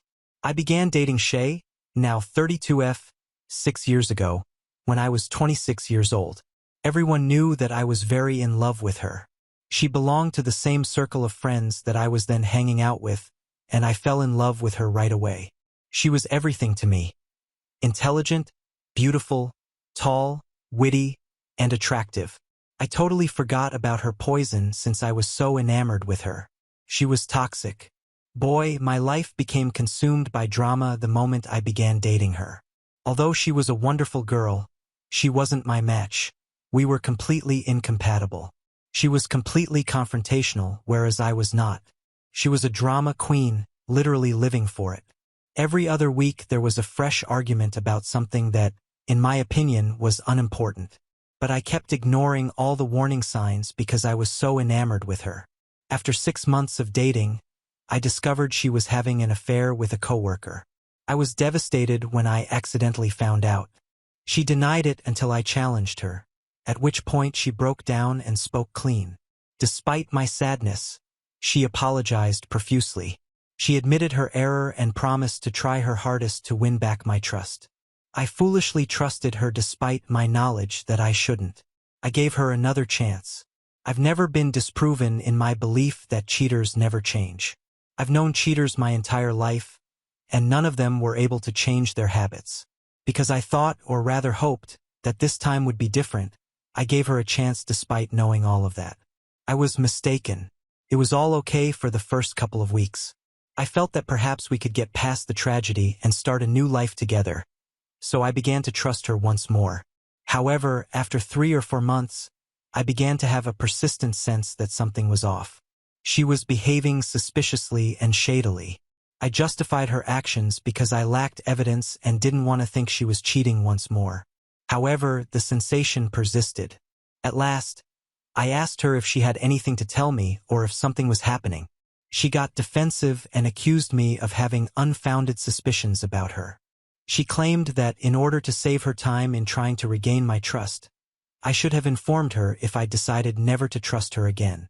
She deceived me into thinking I was being suspicious. I trusted her. Weeks went by with no change in her behavior. I started secretly checking her phone since the overanalyzing was making me nuts. I should have realized the relationship was over at that moment. I had absolutely no faith in her. I should have left even if I hadn't discovered anything because I believed she was capable of cheating. However, I'm happy I did, because I discovered something that fundamentally altered my life, and it hasn't been the same since. It took me a long time to realize what was going on, but when I did, I felt like I had been hit in the face. In essence, she had been unfaithful to me for some time, but not just with anyone. She was seeing Colin instead of me. When I saw those texts, I was hurt as I had never been before. The worst kind of betrayal came from the 2 individuals who were meant to be the closest to me. What I was reading was unbelievable. All it did was make me want to cry uncontrollably and drop to my knees. Shay came in at that point and noticed me using her phone. She became irate with me, accusing me of violating her privacy. I just threw the phone against the wall, hurried out, and showed her which chat I had open. I believe I spent 3 or 4 hours walking. She contacted me a few times, but I never picked up. She forced Colin to phone me after realizing I wouldn't be speaking to her. I wasn't having any of it.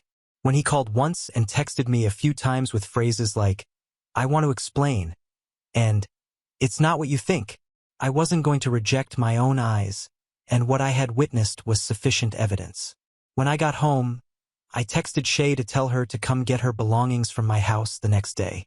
She called me once more, but I didn't pick up. I was numb for the following few days. I didn't speak with anybody. I was thankful when she arrived, gathered her belongings, and departed without making a scene. After that, Colin made no attempt to get in touch with me, and how could he after what he had done? What could he possibly say to me? I called my folks a week or so later and explained all that had transpired. In addition, I informed them that Colin was deceased and that if he were still alive, I would not be returning home.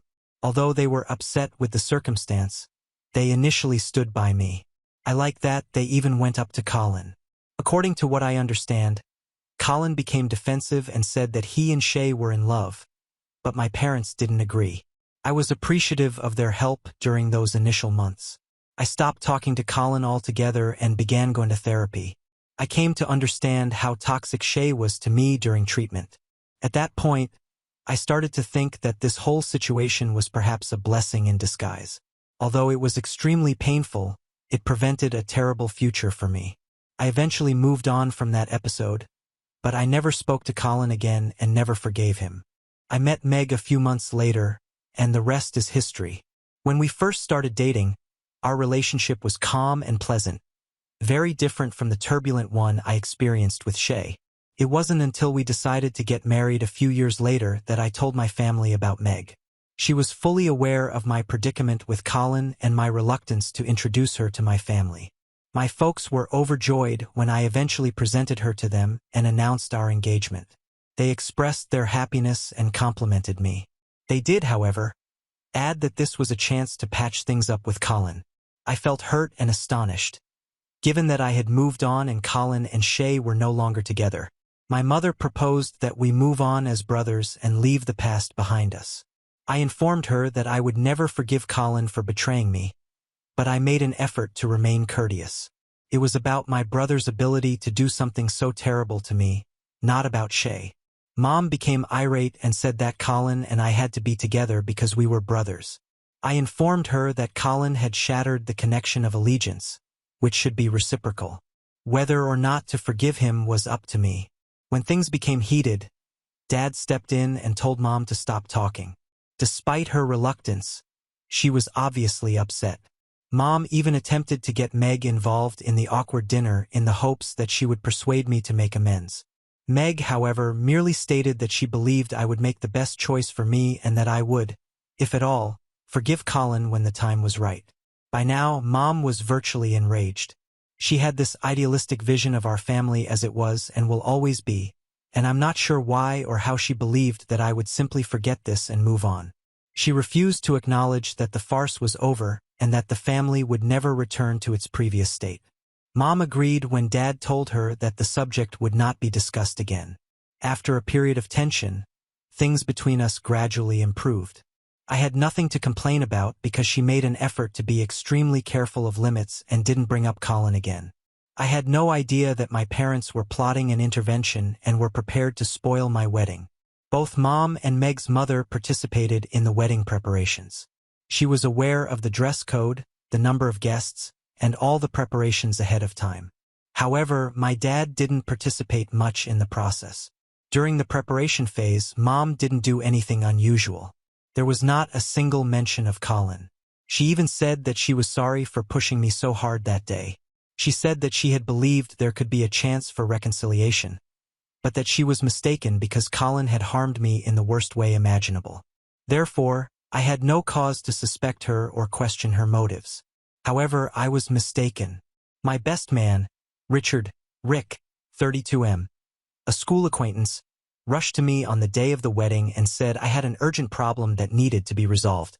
When I asked him what was going on, he replied that Colin and his wife had arrived at the location with Mom and Dad. I was furious. I instructed Rick to force them to go. He claimed that although he made an effort to deal with it discreetly, they would not budge. Rick informed them that I would be upset if I saw Colin and that he was not invited. However, Mom asserted that, in contrast to Rick, Colin is your biological brother and that we are relatives. Yes, Mom. You will always pick Colin over Rick. Absolutely. The fact that they had plotted all of this behind my back astounded me. They had to give me an explanation right away. What the devil was going on? I asked my dad over the phone. He explained that they felt it was important to include Colin and his wife, since they didn't want the family to think there was a divide between the two brothers. He requested that I simply put on a show for a few hours, after which they would depart, and we could all act as though nothing had occurred. He said that everyone would benefit from this and that it wouldn't harm me to comply for the family's sake. Since he was aware that I didn't want anything to do with Colin, I told him that he had betrayed my confidence in the same way that his adored son had. I reminded him that today was my wedding day and he had no right to destroy it. He advised me to quit being theatrical and suck it up for one day. He suggested my flair for theatrics needed to be toned down a touch and emphasized that nobody was destroying everything. I ought to have questioned him about why on my wedding day this familial act was so important, yet nobody cared to do the same for Colin? I was too angry to think clearly, though, and I had no idea Colin was married. I didn't think of such things until later. I was just blindly angry at the time. I wanted to rush over and yank them all out by their collars. Whether it created a stir or damaged the family's reputation didn't matter to me. All I wanted was for them to be gone. At that point, Rick approached me with a far less aggressive and more vengeful plan. He proposed that there was only one method to exact revenge on everyone, and if I was cool with it, we could carry it out immediately. Though it was too dramatic for a wedding, the notion felt interesting. Meg's big day was too important to me to spoil. I promised Rick that I would consider it and get back to him. Meg had seen Colin and his wife, but the wedding ceremony went off without a hitch. She wanted to know what was happening. I gave a quick explanation of what had transpired.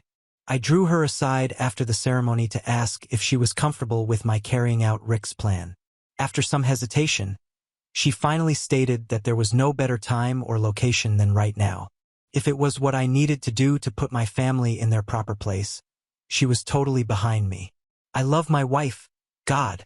After thanking her, I advised her to relax and take in the drama. Some stood up to speak when family members and close friends were present for the toasts. Rick laid the groundwork for me by initiating the entire process. We had a straightforward plan. I would toast Colin and tell him about his affair with my ex-girlfriend, which caused our split. Colin and my parents would suffer greatly because I intended to go into great depth in my speech. However, they were deserving. My parents deserved it for ignoring my sentiments and just caring about the family's reputation, and Colin deserved it for being a part of it. I got up and declared that I had a toast to give after everyone had completed theirs regarding Meg and me. I started by saying, I want to make a toast to my dear brother, Colin. Colin and my parents went completely white when I started it, but his wife was perplexed. I suspected that she was unaware of the reasons behind Colin and my separation. I was much more irate because she was heavily pregnant. Why would he parade his pregnant wife around at my wedding?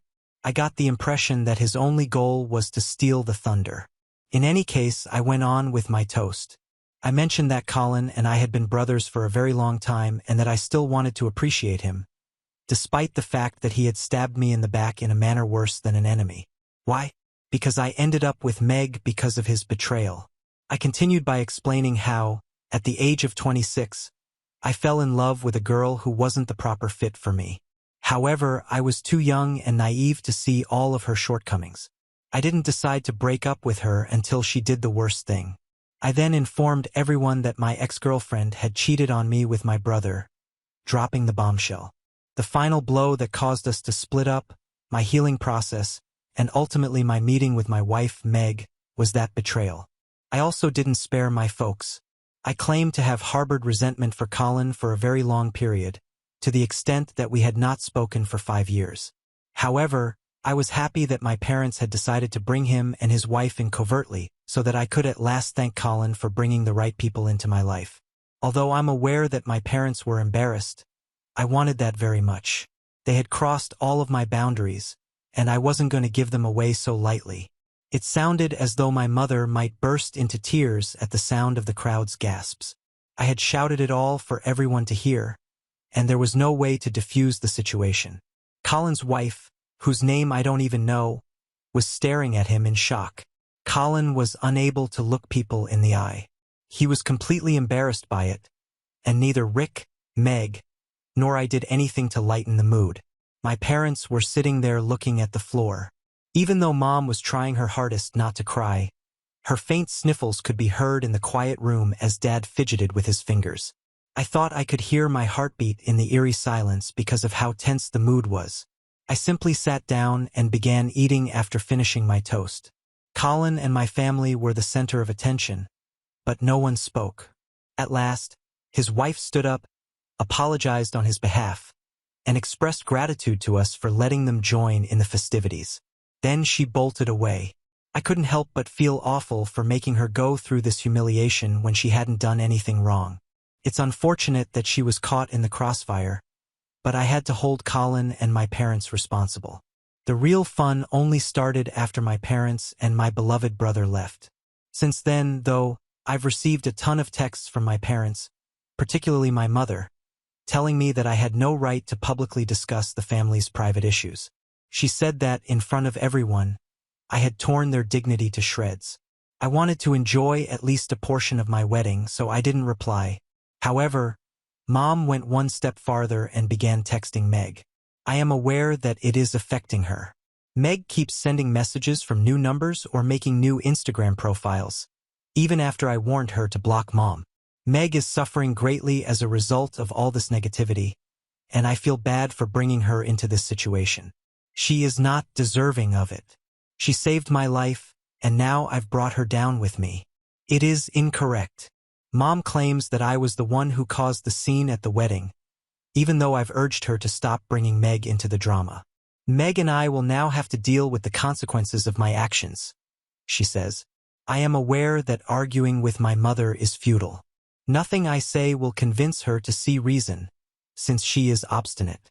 Also, given that what I did was malicious, I can't really expect her to. I feel awful since my wife is the last person I want to suffer because of my little revenge trip. Update 1. Amy, my sister-in-law, called me. I picked up since I didn't have her number stored. She was really kind and expressed her sincere regret for phoning at such an unexpected time. She said that what Colin told her was totally different, so she wanted to meet me and hear my side of the story. She pleaded with me to keep her visit to me a secret from the rest of the family. She didn't need to fear because I informed her that I don't speak to them anyhow. To be honest, I had conflicting feelings about this. However, Meg reminded me that Amy is expecting a kid and should be aware of Colin's true character. Meg is correct.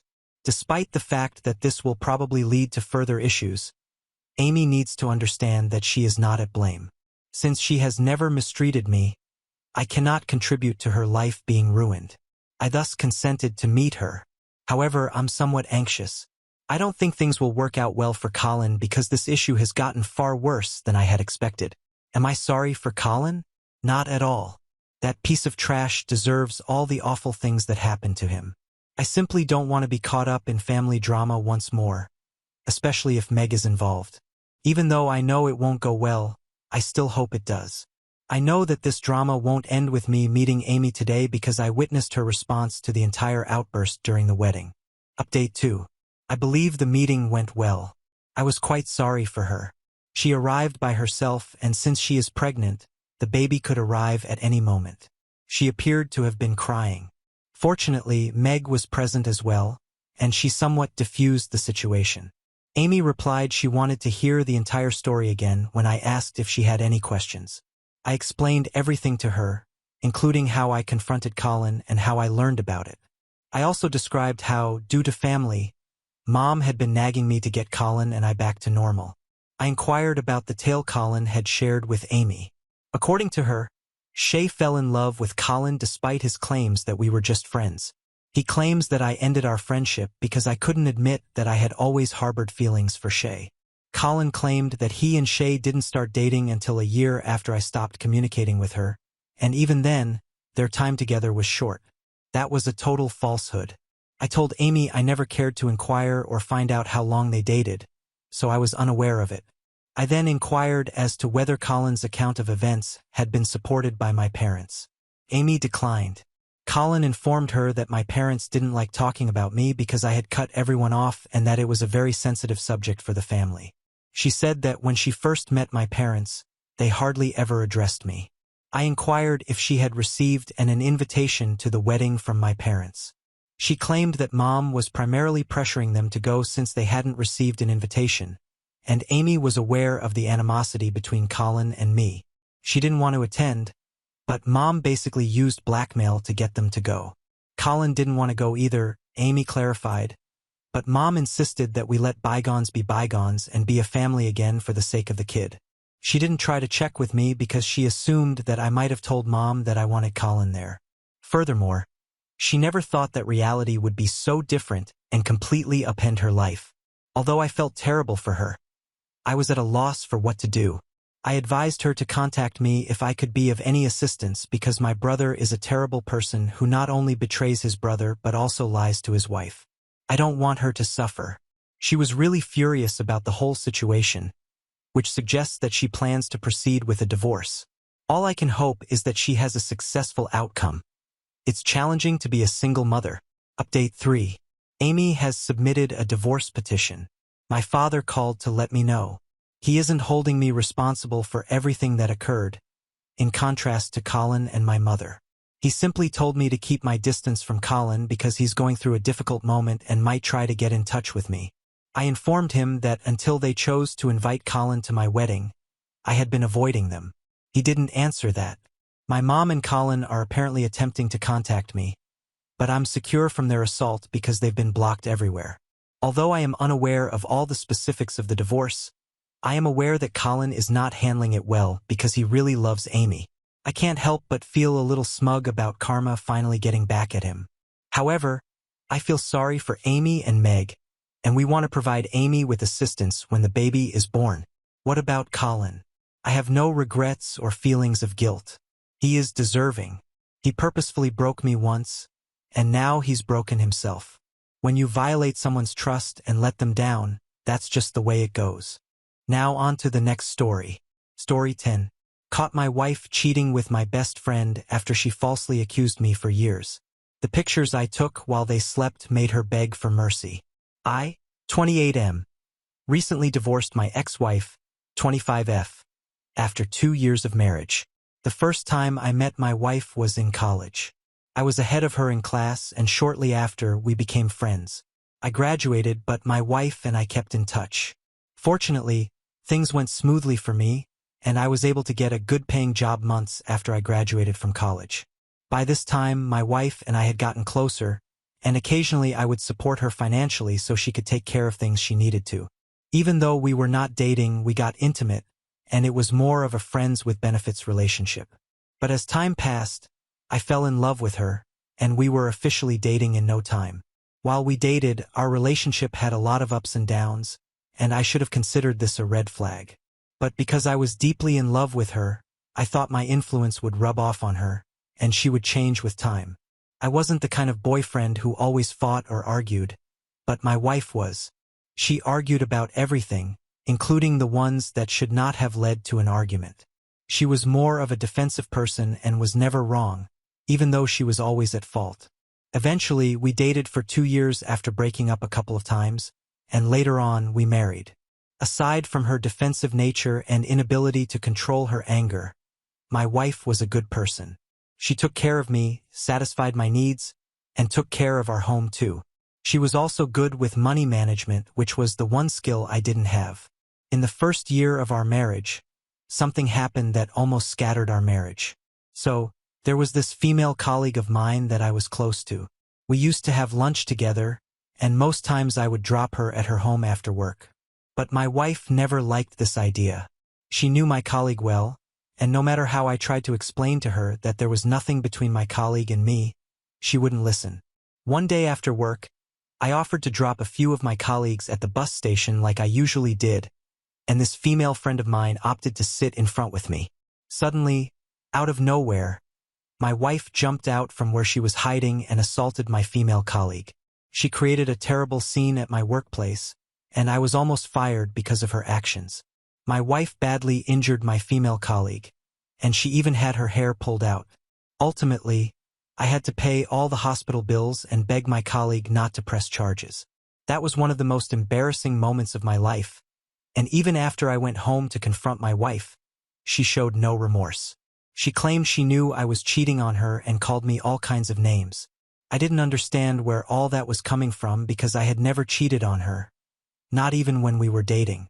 I tried my best to remain faithful, but at the slightest opportunity she had, she would accuse me of cheating on her. It didn't just end there.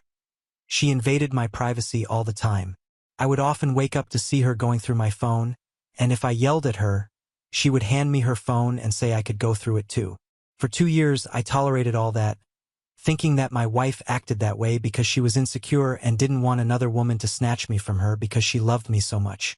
I didn't know she had been steadily cheating on me and fooling me the whole time. Also, when she handed me her phone so I could go through it, I didn't go through it because I believed she had nothing to hide. Meanwhile, she had skeletons in her closet. The kind of work I did included traveling from time to meet with my clients, and each time I announced to my wife that I would be traveling soon, it always led to a fight. The main reason it always led to a fight was because my wife claimed I barely spent time with her, and she didn't like that I had to travel all the time. So the last time I traveled, this was before I discovered how much of a hypocrite she was. I wrapped up what I had to do with my client a day earlier, and I decided to go home and surprise my wife since she wasn't so happy that I traveled.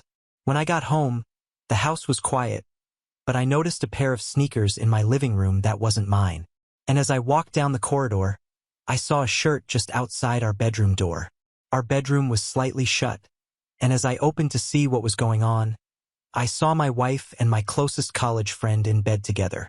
They were both naked and all cuddled up, and they were both deeply asleep and snoring, indicating that they just did it. Geez, I was so shocked and heartbroken, and I could not believe that my wife, who accused me several times of cheating on her when I was innocent, was actually cheating on me with my friend. At that moment, I wanted to hit the hell out of them, but I realized that doing that would only add salt to the injury. So I took out my phone and took several pictures of them and left the house while they slept. I sent their pictures to my wife's family WhatsApp group chat and sent them to our close circle of friends and even the people who knew my college friend. By the time they woke up, almost everyone I knew and they knew had their pictures, and they sent them a lot of angry messages. Shortly after my wife realized what was happening, she called me to ask if I had received any pictures from any number, and I told her. I gave her up. That evening, I told her to take her things and leave my house. When I said that, she knew I was the one, and instead of being all defensive like I expected her to be, she started begging me on the phone. She said it wasn't what I thought and that she could not explain how it happened, but I didn't fall for anything she said. After I sent my friends the pictures, some of them began to tell me they knew about my wife's infidelity. I was so shocked that some of my friends knew my wife and friend were cheating on me, but they never said anything. I was so angry, and I blocked them and cut them off completely. As for my wife, she begged me not to make any decision that would destroy our marriage, despite destroying it with her infidelity. I was already sick of her and her manipulation and didn't think twice before divorcing her. Someone here mentioned it before, and I'd love to reiterate that some women are not worth the sacrifices men make for them. It's still difficult to believe that while I was trying my best to be a good husband to her, my wife had been cheating on me from the first year of our marriage, and I never suspected anything. She went as far as painting me as the bad guy all the time. Meanwhile, she was having an affair right under my nose with my friend. Speaking of him, I cut ties with him, and as I share this story, I consider him dead to me, including my friends that watched as my wife cheated on me but never said anything. I have made up my mind to never marry again. Marriage is not worth all the stress and drama, and it's better to be a single and free man than to be married to a manipulator and sick cheater. Now on to the next story. Story 11. Caught my wife cheating on me, and although she thinks I will reconcile with her, I served her with divorce papers. First time I've ever posted in something like this. Edit. I'm 36. She's 32. Married 4.5 years. Together over 7 years. No kids. Wife and I have been distant for a while. Sex initiated only by me once a month. We had a happy marriage, never fought, but apparently there were a lot of issues I was unaware of. I thought we were just in a sexual rut, but it was far deeper than I thought. After my therapist and a friend suggested she may be cheating, I decided to check her cell while she was in the shower and found texts from another man. She immediately admitted to it and confessed everything. This was last Tuesday. The affair happened the Saturday before that. She has been talking to him romantically since November of last year, but known him for longer from work. He lives out of state and comes in town every few months. I feel stupid for wanting to see if we can work past it. She shows remorse, but no, I'm so sorry. I made a mistake. Can you forgive me and we can work this out? To be honest, that's what I want to hear. This is the love of my life. Been together over 7 years. Married for 4.5 years. She was my person. This is so out of character. It's unbelievable. She was cheated on in previous relationships and always told me, if you ever cheat, that's it. I'm gone. No explaining, no justifying, no talking. You'll wake up and I'll be gone, and you'll never see me again. I made sure to never give her any inkling of me ever seeking anything outside of her. I gave up every female friend I had. Let her know anytime an ex reached out or said anything to me, etc. I never wanted her to ever even think I'd do it out of respect for her. Her 3 best friends and her individual therapists she's been seeing for years were completely shocked when she told them a month ago. I would never have entertained the idea she could do it. It was so absolutely something she couldn't do. I would imagine her becoming a bank robber before I could imagine her cheating. I've told a few close friends and my sister, that's it. She's told her 3 closest friends and therapist, and as far as I know, that's it. We went to our first marriage counseling session January 22nd. She slept with him for the first time January 27th, not even a week after our first marriage counseling session. She saw her personal therapist yesterday, second time since the affair, and went to a solo counseling session with our marriage counselor last night. I go solo tonight. Came home and was very, very distant. I asked her last night, do you still not know if you want to be with me? She said, I don't know. I asked, I would rather hear an I don't know than a no. But it's not a no currently, is it? She said, I don't want to have this conversation right now. I left it at that, said okay, and walked away and cried and drank for hours until I passed out. I'm going to solo counseling to the same marriage counselor tonight. We have a group session booked on the 11th. It's looking more and more like our relationship won't survive this, that she just has zero drive to work on it. I'm devastated. I never, ever thought this would happen. I knew we had grown a little distant, but not this. I'm so nervous for this session tonight. I feel like I'm going to be telling the therapist I want to work it out, I can eventually forgive her, and she's just going to nod and smile, only for this group session to be her telling me that she wants out. I want this relationship to survive. I'm so scared. I'm sick. Edit. She says she has no desire to continue to see this guy, talk to him, anything. I asked if she was using him. She said yes, she wanted to have control over something. She says she has not talked to him at all since and will not talk to him ever again. She is not seeking a relationship with him, but she's also not actively seeking repairing our relationship. She says she doesn't think I could ever forgive her and that she doesn't think she could ever forgive herself. Edit. I sent a text from her phone the night I found it to him that read, "This is her husband." I've read the texts. He sent some responses the next day, but she says she has not replied to him once and has no plans to ever do so. Edit. I went to the marriage counselor tonight. My session was solo, her session yesterday with the counselor was also solo. I told the MC I feel like she's done. She's not showing me any signs of wanting to work through it. I told her that I know she can't tell me what they talked about directly, but that I know she's done with the relationship. She asked what I wanted. I told her I wanted an apology and her to say she wants to see if we can work through this, but I do not foresee that happening. Lots of other things said, but she did tell me to take some time to step back and really think if I was happy the past few years and asked what I thought a divorce would look like. I feel like she was priming me for the separation. Feels bad, man. Super edit. Most of this will go into a new post, just starting this here. She's been staying at her parents' since last Wednesday. We did a joint counseling session Sunday together. The counselor asked what we were doing, reconciling or separating. I motioned to my wife. She said separating. And the counselor asked, trial separation or separating to divorce? She said to divorce. I knew it's what she was going to say, so I wasn't surprised. We had a long talk about why with the counselor. She is going through terrible guilt over what she did but still doesn't want to work anything out with us. She's not talking to the other guy anymore either. She just wants out. When we talked more, it was a lot of built-up little resentments that she never, and I'm not exaggerating when I say never brought up. Things like, well, I did all the cleaning. I offered to get a maid service at least 3 times, and she told me no, not to do it, she can do it. She said she has to be the mental lead on things with planning. Yes, because she is the one who plans the trips and events. I'm not planning the dream vacation she's always wanted to do in Europe that we did 4 months ago. Every trip, aside from one we've done, is to places she wanted to go to, and the one trip we did that she didn't plan, my sister set it up.